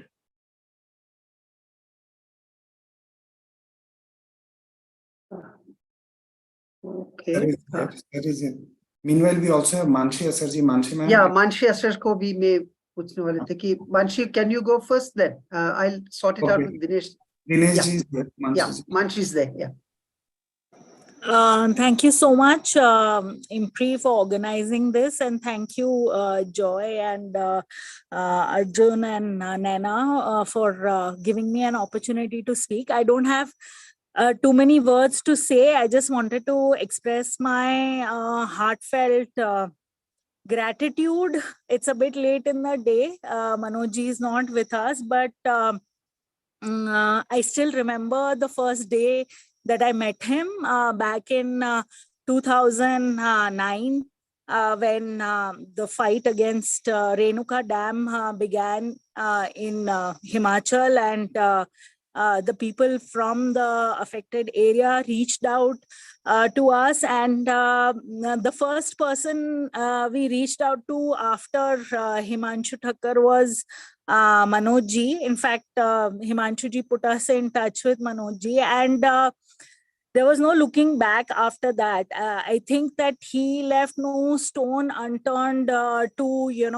help, support, be part of that campaign, to really question, the kind of development model, to support with the research, with the writing, with the filmmaking that happened. Both the films on this issue, he was part of that, and later he kind of on every issue he was always there, whether it was related to the Yamuna or not. He was always there to bounce off ideas, and I want to just echo what I think everybody knows this about him, and Siddharth also said it, that there was a humility about him that was really heartwarming. He was never despite his knowledge and his, experience, he always behaved in a way that he just wanted to share and learn and, exchange ideas. There was no ego, and there was no kind of feeling of a knowledge superiority that he gave, or kind of, he didn't intimidate us in any way. In fact, he always behaved like an equal and a very, very staunch supporter. Even at the India Rivers programs, I mean, during the the first program, he encouraged us to participate. He pushed us literally to participate in whatever way we can. And whenever we made a request, we wanted to put up a photo exhibition on the rivers of Himachal in the first India Rivers Week, and he just immediately would say yes. And even if it was not possible, he would try to work it out with the organizers, etc. to make it happen. So, thank you so much for this opportunity. And मैं बस कहना चाहूंगी कि हमें मतलब हमारे पास कोई और चारा नहीं है. जो काम मनोज जी ने शुरू किया और जिस मुहिम में हम सब साथ में जुड़े थे, उसमें और शिद्दत से हमें जुड़ना होगा. और जो खाली जगह उन्होंने छोड़ी है, शायद वो भर नहीं पाएगी इतनी आसानी से, लेकिन हम लोगों को पूरी कोशिश करनी होगी कि हम we pass on the baton in the same spirit that he did. Yeah. Thanks, Manshi. Hello. Professor Dinesh Marotia ji. Yeah. Yeah. Can you hear me, sir? Yes, we can hear you, sir. Yeah. Yeah. Thank you very much. In fact, Manoj भाई से मेरा रिश्ता जब वो छत्तीसगढ़ में IAS officer थे, तब से इंटरेक्शन मेरा उनसे होता रहा है. लेकिन इम्पोर्टेंट चीज ये है जो आपने अभी मेंशन की थी डॉक्टर जॉय ने, कि जब हम केन बेतवा पर स्टडी कर रहे थे तो काफी कॉम्प्रिहेंसिव जब हमने अपनी रिपोर्ट मनोज जी से शेयर की और वो खजुराहो भी आए थे, तो उसको लेके उन्होंने बहुत ही सीरियस एफर्ट किए, जिसमें कि डॉक्टर जॉय ने भी जैसा बतलाया है कि उन्होंने EPW में भी एक ओपन लेटर प्राइम मिनिस्टर को लिखा. उसके साथ साथ पिछले 10-12 साल में जितने भी हमने इनिशिएटिव लिए हैं, चाहे वो इकोसिस्टम सर्विसेज ऑफ गंगा का हो, चाहे बुंदेलखंड में क्लाइमेट चेंज और उसकी क्राइसिस हो, और लेक नैनीताल के इशू हो या दूसरी लेक्स के हों. लेकिन एक सरप्राइजिंग चीज जो मैं आप सबसे शेयर करना चाहता हूं, जब मैंने उनसे कहा कि डॉक्टर ब्रिज गोपाल तो नहीं रहे, क्या आप मेरी आने वाली बुक जो वेटलैंड गवर्नेंस पे है उसको आप मनोज जी कुछ चैप्टर पढ़ लेंगे? तो देन ही सेड, अरे भाई वो तो ब्रिज गोपाल जी का तो मैं बहुत पुअर सब्स्टिट्यूट है, लेकिन आप जिद कर रहे हैं तो मैं आपके चैप्टर पढ़ लूंगा.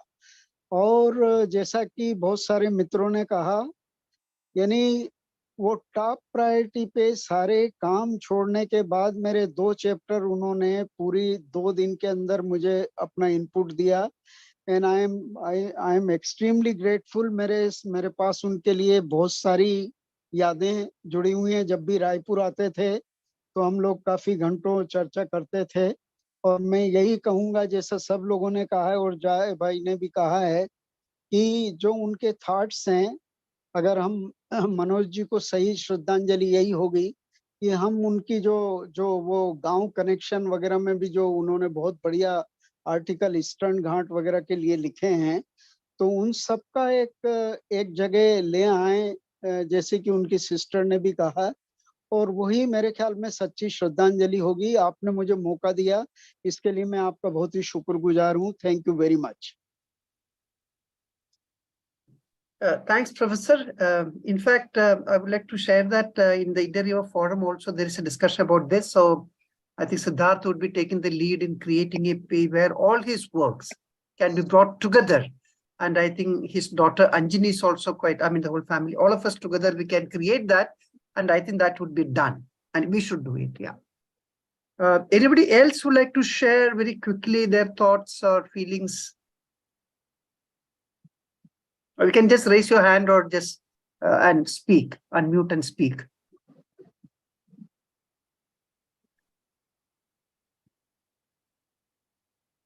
Not been able to connect with Bhavreen Kandhari ma'am. She was here. Oh.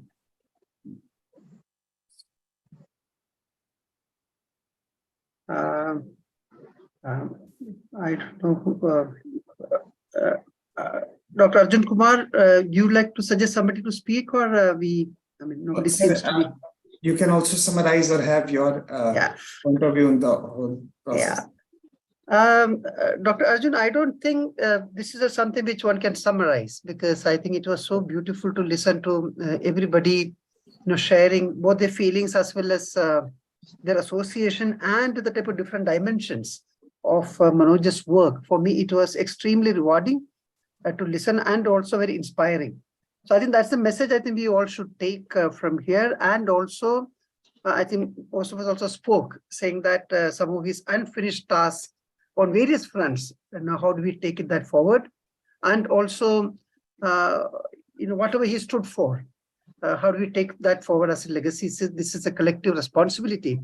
I think that is the main task which is remaining. I'm sure some of the people around here, especially from India River Forum, would take that lead, and we also need to support that effort. And maybe in the next couple of months, we would be able to come up with a very concrete action plan on that. I just want to share one aspect of Manoj, which I think nobody spoke here. Manoj, though he comes across very serious and very, a lot of people say we are not seen Manoj is smiling openly and things, though he's very calm, quiet and other things. But I have seen witness to participate in some of his fun moments too. This is specifically related to the meetings of the steering committee of the Water Conference Forum. Before the COVID, we used to meet quite often. And I think at least twice a year, we used to meet as a steering. We are about 13, 14 of us in that meeting. So after the day long, very heavy discussions and things, the evenings used to be much more fun evenings. There used to be little spirits going around. I should have said that Manoj was a teetotaler completely, but he was not moralistic that his friends, have a drink or two. But we also had lots of singers in our group. Somebody mentioned Dr. Lata from Kerala, who was a steering committee member. She's not with us now. She was an extremely gifted singer. We have Partha Das from Guwahati. He sings extremely well. We have Eklabe Prasad. He sings well. We have Sripad Dharmadhikaria. There are a whole lot of singers in the group. So we used to spend at least about 3 hours every evening just singing. And Manoj used to thoroughly enjoy this.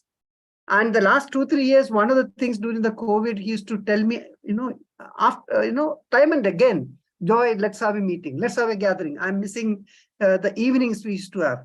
Thomas, so we also thought of organizing an online, singing session sometime, but that never took place. So there was a very different side to Manoj, which I've seen, which is a fun, loving, deeply in love with music, especially the old Hindi songs. He used to this one, so we'll miss all that. So I think probably I don't have any concluding remarks as such, because this is not a session we can conclude. I would say this is just a beginning of taking this legacy forward collectively.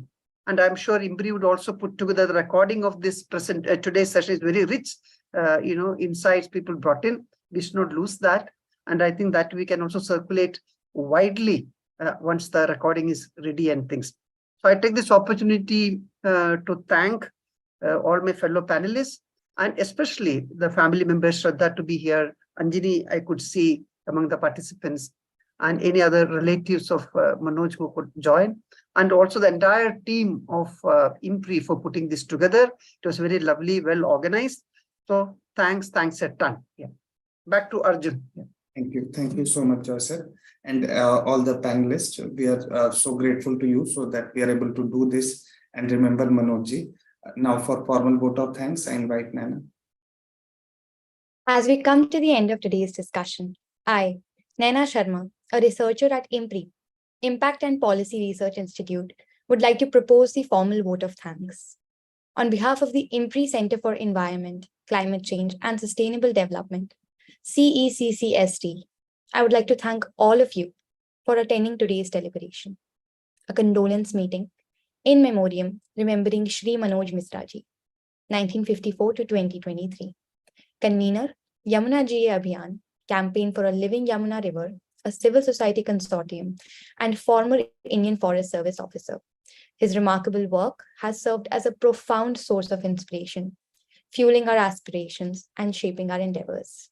We are grateful to our chair, Mr. K.J. Joyji, our esteemed panelists, Ms. Mallika Bhanot, Ms. NIVEDITA KHANDEKAR, Mr. V.R. Raman, Mr. Ranjan Panda, Mr. Leo F. Saldanha, Mr. Gopal Krishna, Mr. Lokendra Thakkar, Ms. Bhavreen Kandhari, Mr. Suresh Babu SV, Mr. Himanshu Thakkar, Mr. Siddharth Agarwal, Ms. Ipsita Pati, and Ms. Shraddha Bakshi for taking part in the discussion and enlightening us. We thank all of our participants who have raised pertinent questions and actively participated in today's deliberation. We have released the Environment and Public Policy lecture by Shri Manoj Misra sir, along with the book Voice of Yamuna, Manoj Misra, Tribute to an Environment Hero, prepared as an initiative of IMPRI Books. Kindly refer to the chat box for the same. We are grateful if you are watching us later on our YouTube channel or listening to us on our various podcasts or reading our publications. You may also find more discussions and thematic events under the IMPRI Web Policy Talk series. We hope you continue to join in future to our IMPRI #Web Policy Talk and Web Policy Learning. Wishing you a good evening. Thank you.